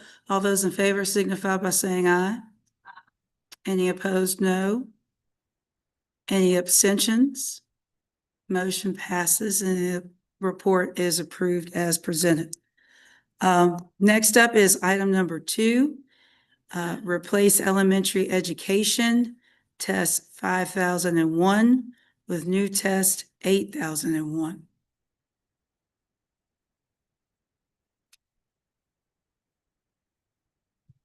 I have one question. If we vote to have the 8002 to 8005 series, could we possibly keep the 5000 as an option for 1 year, kind of like these other 2 states have done? Have an overlap with the 5000, say through August 2027? To give individuals a choice. The price point of the new series worries me a little bit, but I don't know, that's just one question. I think it would just be a matter of somebody making a motion, amend the motion. And then Susan. No, the microphone, because we gotta get it recorded. I was gonna ask another kind of tabling question. Is it possible that we could table this until we consider possibly moving to replace 5001? What am I trying to say? That 5002 or the 8002 for that 8006. So tabling until when and what is the impact on the date? So I see Dr. Jackson is currently answering a question. So I want to circle back to that. I So don't know if that's something that we can do. I'm just thinking of that Mhm. replacing, and so we'd only have the 4 tests. So Dr. Jackson, based on licensure, if we tabled until May versus if we tabled until September, what does that impact look like on the other side, aka licensure? If we defer the change of an assessment, we do want to be careful about, I mean, we can determine when that would become effective. Mhm. So we would send this to the board with a recommendation for the date that becomes effective, and then there's just forms I fill out for ETS. So it gives us lead time to be able to notify candidates. So that is something, if this vote was deferred and we just kept our assessment, but then at some point during the year, there was a vote to adopt and we weren't kind of setting this new assessment in the traditional timeline, we have choices. You could either vote to adopt later, but then push the timeline for it to begin, for it to become effective, to align with what we would even do right now. I know that sounds a little strange, but that's certainly an option. Or you could choose to adopt and have it go into effect, within however many weeks or a month or so of that, of whenever it was voted on. It would obviously still need to go through the board, and it would just kind of lead to a mid-year change. I would just have to make sure to communicate that out with everybody. But there are timelines even so we can even set with ETS the end date for the previous assessment. We try to have some overlap, so it gives folks who have already registered plenty of time. So this is a conversation we could have. I think the concern is if we don't do it now, can we vote on this at any point during the next cycle of meetings? The answer is yes, because we can still determine when we would want any from effective.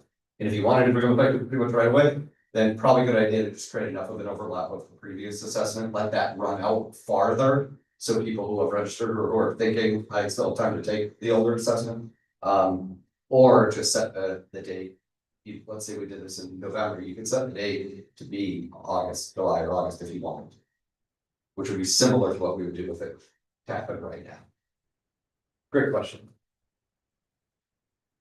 So that is kind of out there, that this idea to defer.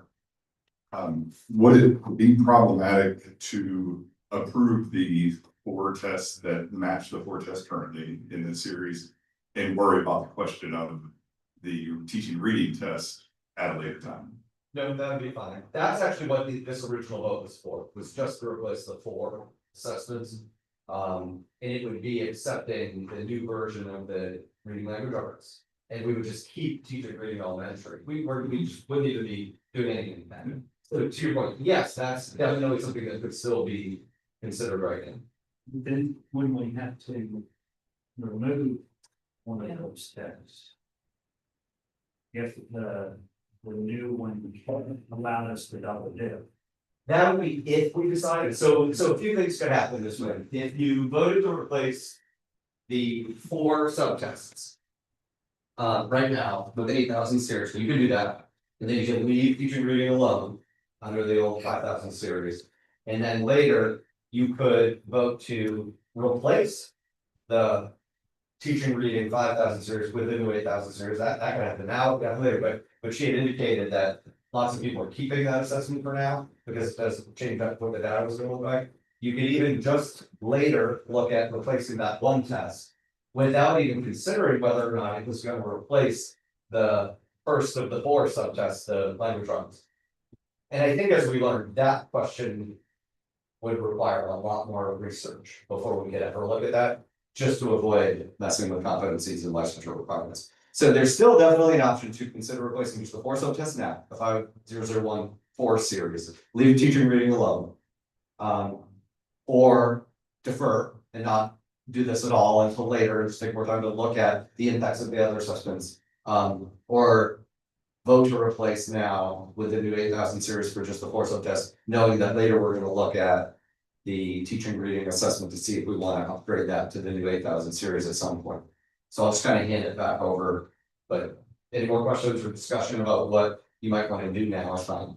Did we get just a clear response to your question that we could overlap? Like the ETS doesn't have a problem with having, was your question about having both like? Right, having like a year to phase out 5,001, but we could go ahead and vote to accept the 8,001 and just have overlap for a little bit, and that way individuals could have the option to go ahead and start taking the newer series, breaking them into the subtests if they wanted to, easing them into that new pathway, but we still have the 5,004 subtests for just a little bit longer.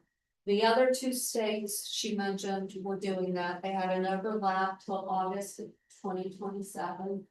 We had the same overlap, but went ahead and voted those 4 in. Then we could come back in the fall and just have the discussion then about what to do with 5205. Do we want to completely get rid of it and take this new teaching reading and the other layer of that? Do we want the teaching reading to replace 8,002? That could be a future discussion. That can, How do we make that happen? would probably be helpful as part of, the vote, like if a, you know, motion was made to replace. And when, you know, immediately or now, and then it would probably hopefully have some language in there about, retaining the prior assessment through, you know, whatever date. And I'm through August out, but if you guys have a discussion not changing that. I just use the same overlapping ETS mentioned West Virginia and I forget what the others. I'm saying Arkansas, but Alaska is up there, so it was driving me nuts. When I submit the forms, I just put the 2 dates on there, and then when we update our assessment documents, you see, like, if you ever look at our assessment document on the website, you'll see the effective through date, Right. the old test, and then we usually Right, provide it's several. always very clear and we as division specialists and as higher ed institutes, we can guide students. To register for the appropriate one, whichever they want to prep for. And it would just give them the bridge as an option for both. That's the 5,000 and the 8,000. This 8,000, the ability to do the subject test is a nice option, but it is pricey unless they break it and unless they pay for all 4 tests up front. If they pay by subject, you're looking at 553 total for class test. And if they break it by test, the series, reading, language, math, history, science, individually, and not pay it all at one time, you're looking at 316. That's a big price jump from the current 5,000. So I think we need to, you know, make sure people are aware of the difference. And I know ultimately it's gonna totally replace the 5,000, but to give them a year to transition to that. And if there are ETSs already doing that for 2 other states, I would hope they wouldn't have trouble doing that for us. So I do have a follow-up question. The August 27th date, would that work for us in Virginia as far as licensure and transitioning? Or, okay, It could work. It could work. is there another month within the 2027 in the fall that will work better? Usually for assessment changes, it tends to be better to do it in the spring. Okay, But it's okay. We just need time to communicate, and what we would do, you'd see on the assessment document. So the public facing document would show the new test as the new adopted test, right? It would be either bold face to show that it was the new test, but if someone were to look at the assessment right above it in the spreadsheet, on our assessment document, they would still see the 5001 with an effective date through, you know, whatever, August of 27. May And so, 27, if you wanna end it like effective on this. Yeah.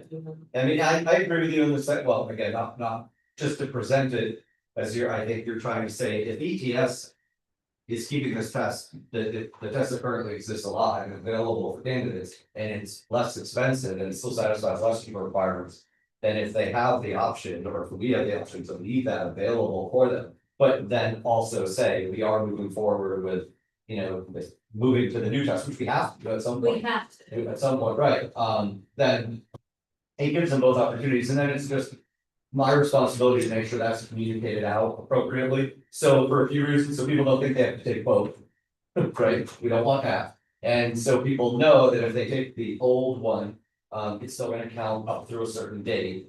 And it's what we do anyways, this would just be a much longer extension. So I would just have to, and I would need, you know, everyone to communicate out to test takers what that meant.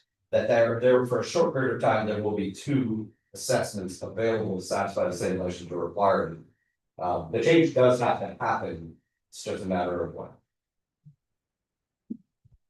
So my question was more about the idea of how can we ensure that we can readdress the question of whether or not the teaching of reading, the 8,006 could replace the 8,002.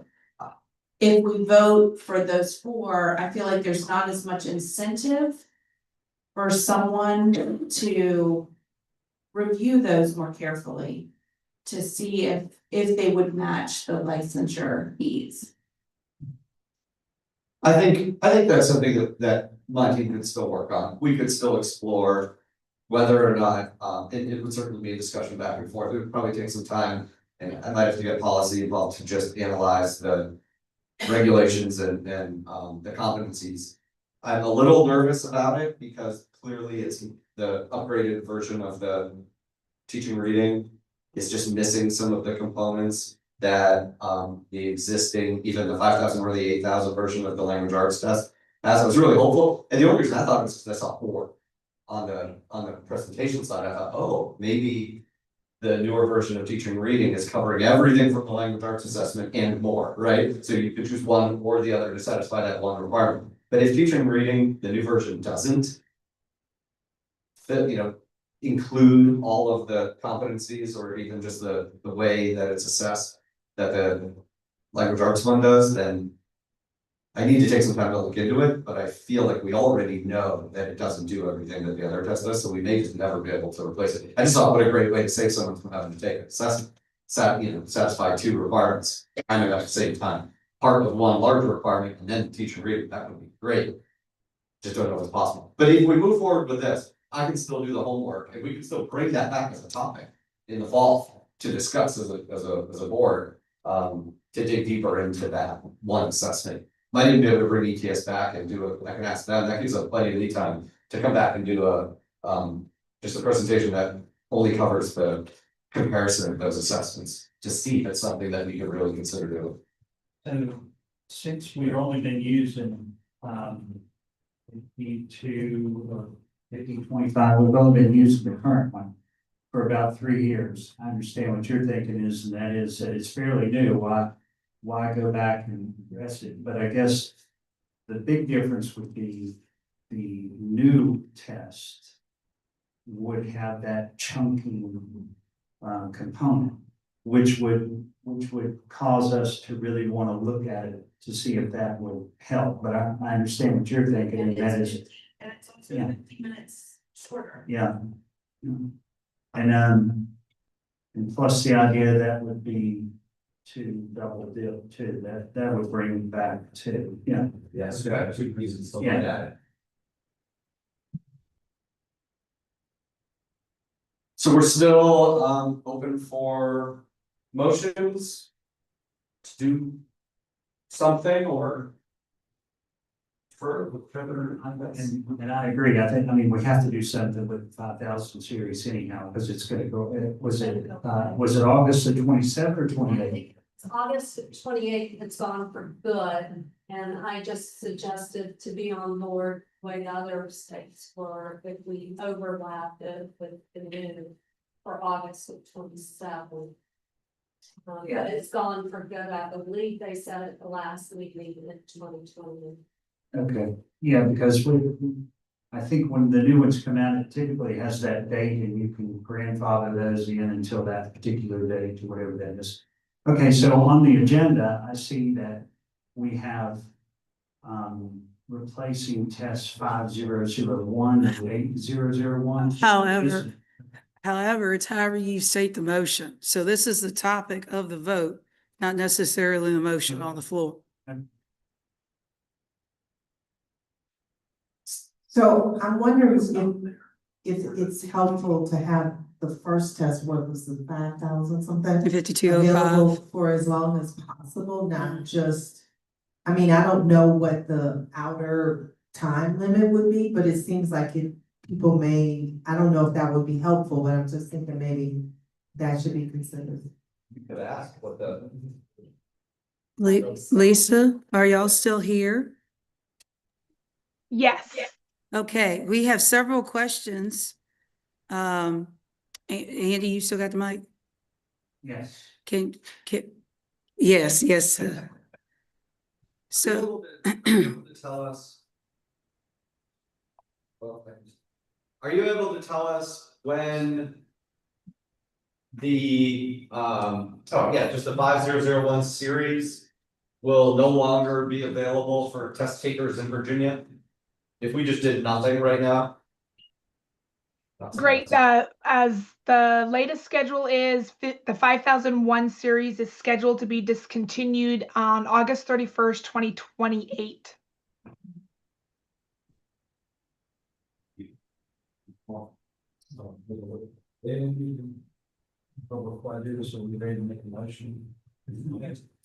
right, let's see if I can make this motion here.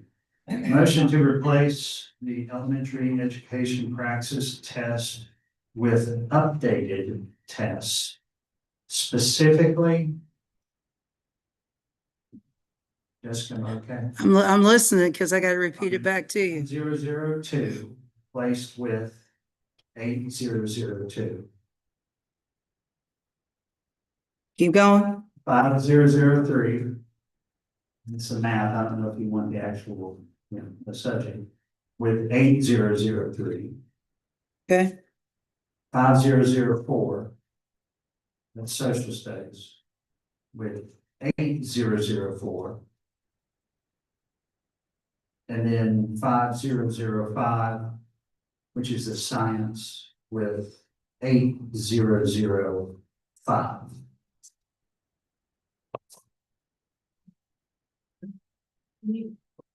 Okay. Did we do the constables? Well, No, you, because that's a double-headed motion. So you want to move to adopt and then you come back as a separate action for your cut score. I just want to make sure that I clarify that I heard, sir, that your motion is to replace elementary education test 5002 specifically with 8002, 5003 specifically with 8003, 5004 specifically with 8004, and 5005 with 8005 as the updated test. Am I correct in what I heard? That's correct. Okay, do you have a second? Extending. Well, you said replace. Replace, but keeping the 5000 series. Okay. You can keep on. You don't have a current second, so amend this thing until you feel led. In addition or to that motion. Mm-hmm. Well, and what you should set the 8000 series. To run. Yes, don't say replace. Thank you. Can I amend the motion to say? You can, because you still don't have a second. So right now it's however you want it written, Andy. It's however you want right now. And I'll repeat it back. But once you get a second, that's when we start to have a problem. So this is your narrative right now. To accept Okay. the 8000 series in the notated order Mm-hmm. previously stated. Okay. And in addition to, was there not about this? That's the motion. So they run concurrently until we kill the 5. Right, but he didn't tell me that. I need that from the beginning. This is why I call motions. Okay.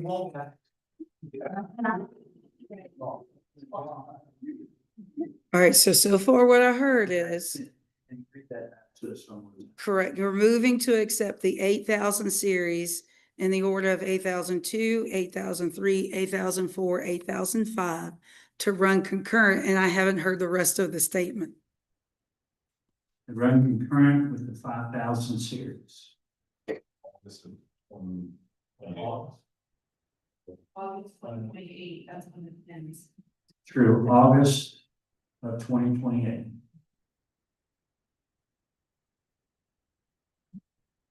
So as I hear you, please let me know. So the motion is to accept the 8000 series in the order of 8002, 8003, 8004, 8005 to run concurrent with the 5000 series through August of 2028. Am I correct in hearing that? You need to add the word as an option. So the student, if they understand you can one or the other, that needs to be clear. as an option after 5,000 series through August of 2028. Like the 8,000 series to run concurrent with the 5,000 series as an option through August of 2028. I don't think we've ever done anything like this. Usually we just adopt. Correct. And powers that be above us. Correct. Will set that date. I don't think we've ever said that students would be able to take either or of these until the test expires. So I think this is kind of new territory. There's one entrusted to the DOE to follow our wishes. I mean. Yeah, but you need to be mindful of you're changing the status of it. Correct. But the as an option needs to be noted because then they're not trying to take both tests at the same time and you're making it contingent upon the actual test dying, to be blunt. So where we're going is accurate and they will have to follow that so that it keeps those both things open up until August. And when the other test actually goes to sleep permanently, the 8,000 is already still in effect. My issue that I want to make sure we're clear about is when we're saying as an option, there's nothing else that goes along with as an option. So it's almost like it's making 8,000 series an option with the 5,000 series without what option for what? Now you wanna basically say that we accept the 8,000 series as an option. Okay. And you could, I don't know if you need to define it for the elementary education licensure. To run concurrently with the 5,000 series. Until it expires. Until it expires in August. Yeah. I have a question for ETS. Our folks with ETS, they said, and I think what I'm about to ask could happen regardless of this kind of longer period of time that we're looking at, where both of these tests might exist as options, but could someone pass one subtest on the 5,000, pass a different subtest on the 8,000 series if we have them both approved and they're running kind of concurrently until August 28th? Can they do that and then those scores combine to satisfy the elementary assessment, the 4 subject areas? Or they have to choose which. Or do they have to choose which series they're testing within? That's a great question. And that is actually up to the state. Now I can give you strengths and weaknesses for each of those. Most of the states that I work with and that we work with, there's only barring 1 or 2 that I can think of, do not allow what we call a mix and match. It's very time consuming. It has to be done at the certification level because of the mix and matching pieces. So most states require you complete the entire series. You have to choose the series. And that they do not allow mix and match. Thank you. Should comment to the board before I know we're kind of in the middle of that. Well, I think we're into something that. I have some concerns about having 2 Typically systems. what we do is we adopt. Yeah. And then once we say yes, we adopt, then it goes to the Department of Ed. The Department of Ed says they pick, the board will pick a date and say the current test will end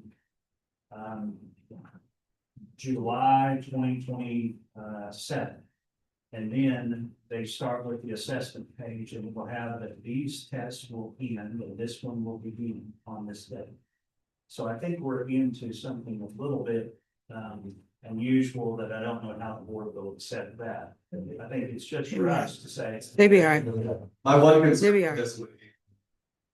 Your point, the concern would be in the past when there's been that overlap, everybody knows it's just so folks who have pre-registered for the assessment that's going away. We just set the timeline where they have time to get through that assessment and then we no longer accept those. We take the one that was voted in. That was the intent of having this, kind of extended time.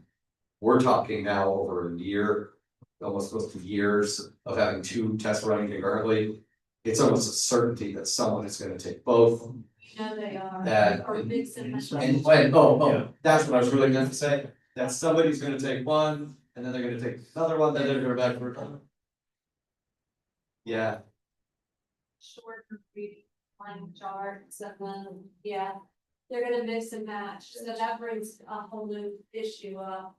Do we just go ahead and move to adopt the then but requires? you could either just wait on the new one until. Right, this is why we talked. I'm gonna note, hey, I'm gonna note something. I still have a motion being made on the floor. Right? And Delegate Keys-Gamarra is trying to get us to that point. So I don't want us entering into debate while there's a motion that's being crafted on the floor. So we gotta rein this back in real quick. Yes. So what I think I'm hearing, and at least what I had in mind, because I heard comments about costs, et cetera, is that, yes, there's this new test available, but all we're recommending to the board is that, yes, we're accepting that, but we're also allowing the current test to be available for the maximum amount of time as a second option, not as a mix and match. I think everybody is capable in terms of the board to clarify that you either take track 1 or you take track 2 up until this date. And that way, the folks who are trying to exercise their options are making choices based on what they can pay for and what works with their life. And I personally don't think we need to get into, but somebody's gonna mess up. I think everybody went to school. I think they're all capable of figuring out whether they're gonna do track 1 or track 2. So I think that was my intent in saying that, because I heard a concern about costs, I heard other concerns. And I didn't hear a reason as to why we would cut it off in 27, as was the case in West Virginia and Arkansas. I didn't see a reason to follow them. So I'm gonna go back to what I heard as the motion before discussion. So the motion is to, as an option, and I want us to be mindful about that. The last thing I heard was as an option to accept the 8,000 series in order of 8,002, 8,003, 8,004, 8,005.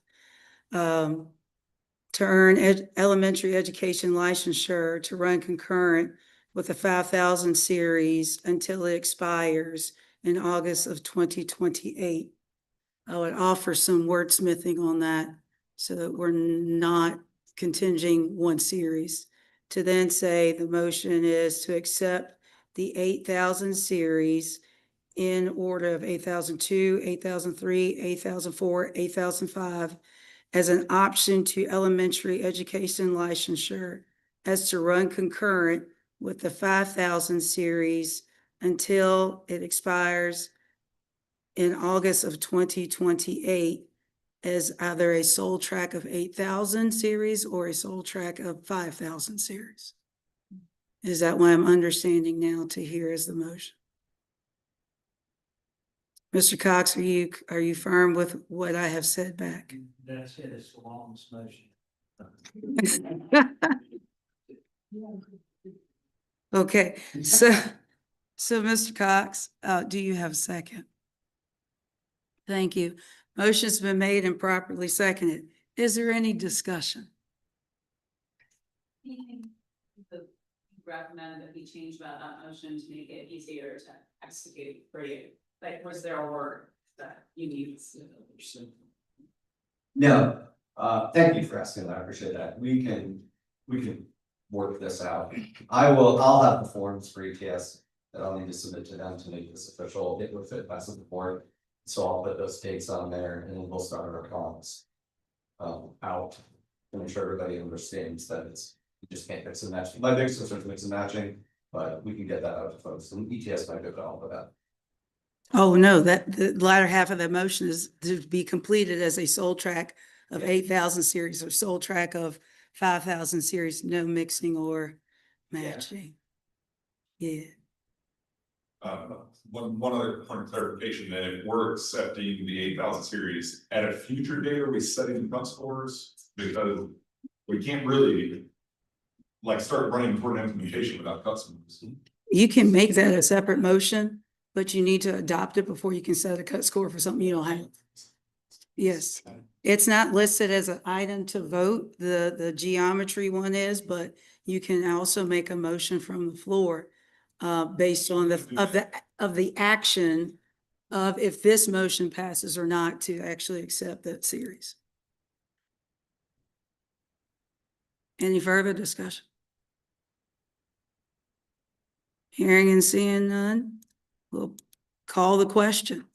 All those in favor of the motion, we'll figure that part out, signify by saying aye.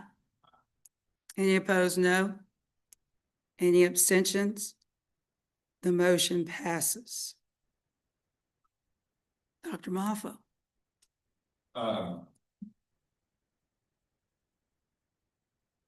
I didn't know what order we wanted to do, but I'll go ahead and offer a new motion on the floor to accept the 8,000 series from 8,002 to 8,005 cut scores at the recommended level.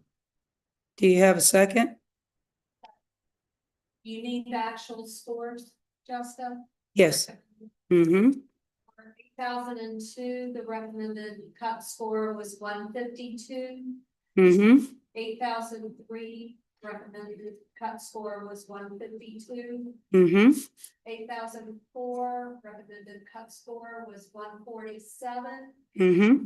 8,005, recommended cut score was 143. Thank you. Motion's been made and properly seconded. Is there any further discussion?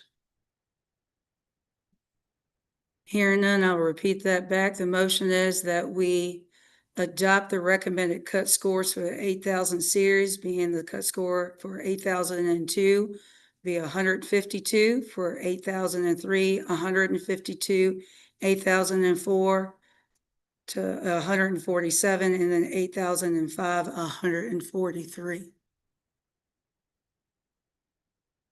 We'll go ahead and call question. All those in favor signify by saying aye. Any opposed, no. Any abstentions? Motion passes. Chair recognizes that we move to item 3, setting the cut score for the geometry praxis. I make a motion to accept the cut score for the geometry praxis at 148. Do you have a second? Second. Motion's been made and properly seconded to accept the cut score of the geometry practice at the recommended 148. Is there any discussion? Hearing and seeing none, we'll go ahead and proceed to vote. All those in favor signify by saying aye. Any opposed? No. Any abstentions? Motion passes. Chair recognizes next item, number 4, is to pursue a NORA to open the administration and supervision endorsement regulations for licensed school counselors to add the administration and supervision endorsement to the pupil personnel license, or PPS.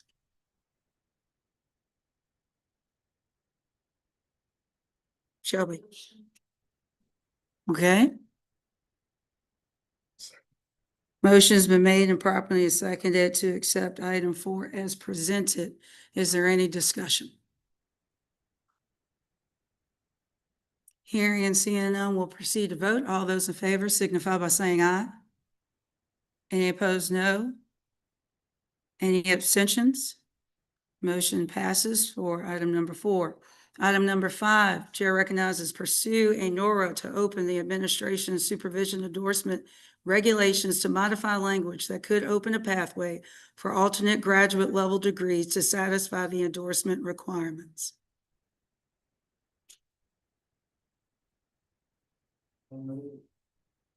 Second. Motion's been made and properly seconded. Is there any discussion? Hearing and seeing none, we'll proceed to vote. All those in favor signify by saying aye. Any opposed, no.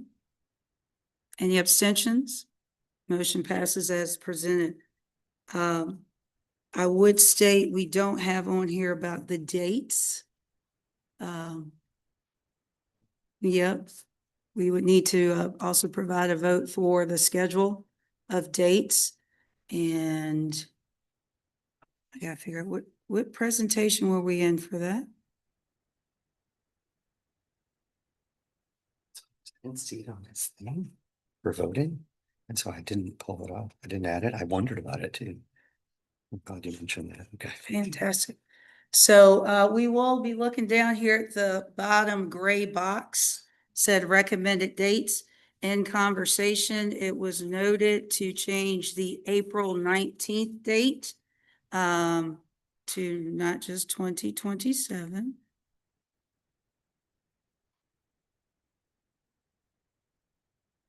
But then to strike through that and change that to May the 17th.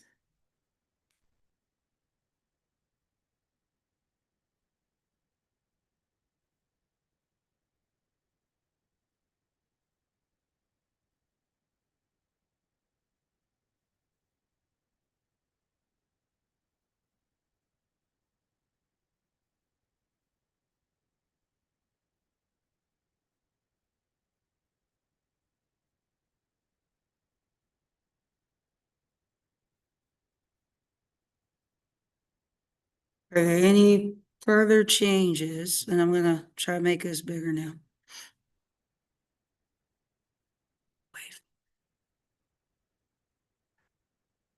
Here we go. I have a motion at the appropriate time. Okay, All right, Chair entertain motion. I move that we accept the presented recommended calendar dates for 2026 and 2027 as amended. Second. Motion's been made and properly seconded to accept the calendar dates for the upcoming 2026-2027 Abtel meeting dates as amended. Is there any further discussion?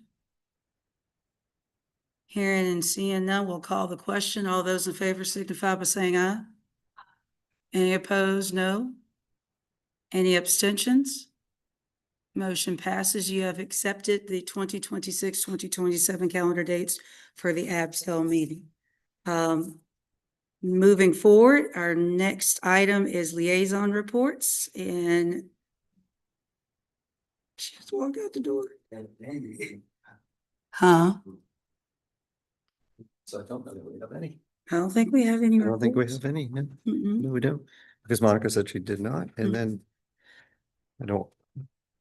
Didn't receive one from No. Dan. Nope. Okay. Next up are announcements and further discussion. Anybody have anything they would like to share? We have a few ACO members that are at the last meeting, so I'd just like to congratulate, I know by name Andy Cox and Peggy Schindler, I don't know if it's anyone else, but give them a round of applause.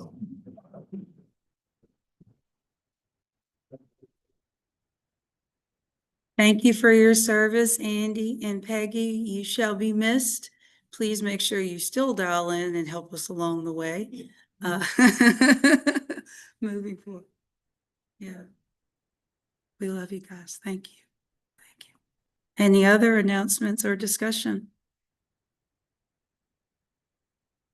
So with that being said, that brings us to adjournment, but I would like to say our topic of discussion for our standing committee chaired by Dr. Cox, licensure, and Dr. Schindler, teacher education.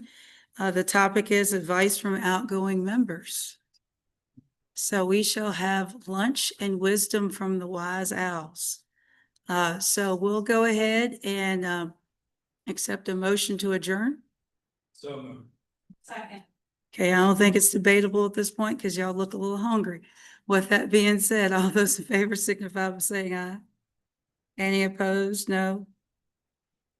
That brings us to adjournment of this meeting. I wish you all well in the rest of your school year and or whatever your content area of life is, and that you have a great summer. And we look forward to seeing you back here in the fall. So thank you, and thank you all that joined us online. You're welcome. And that concludes it. Wow. We made it. It's so, Stop recording. I mean, do I just like kind of close all this up? Oh, yeah, I'll do that over here. Is actually in the rare on the table. So feel free to get your lunch in down the hall and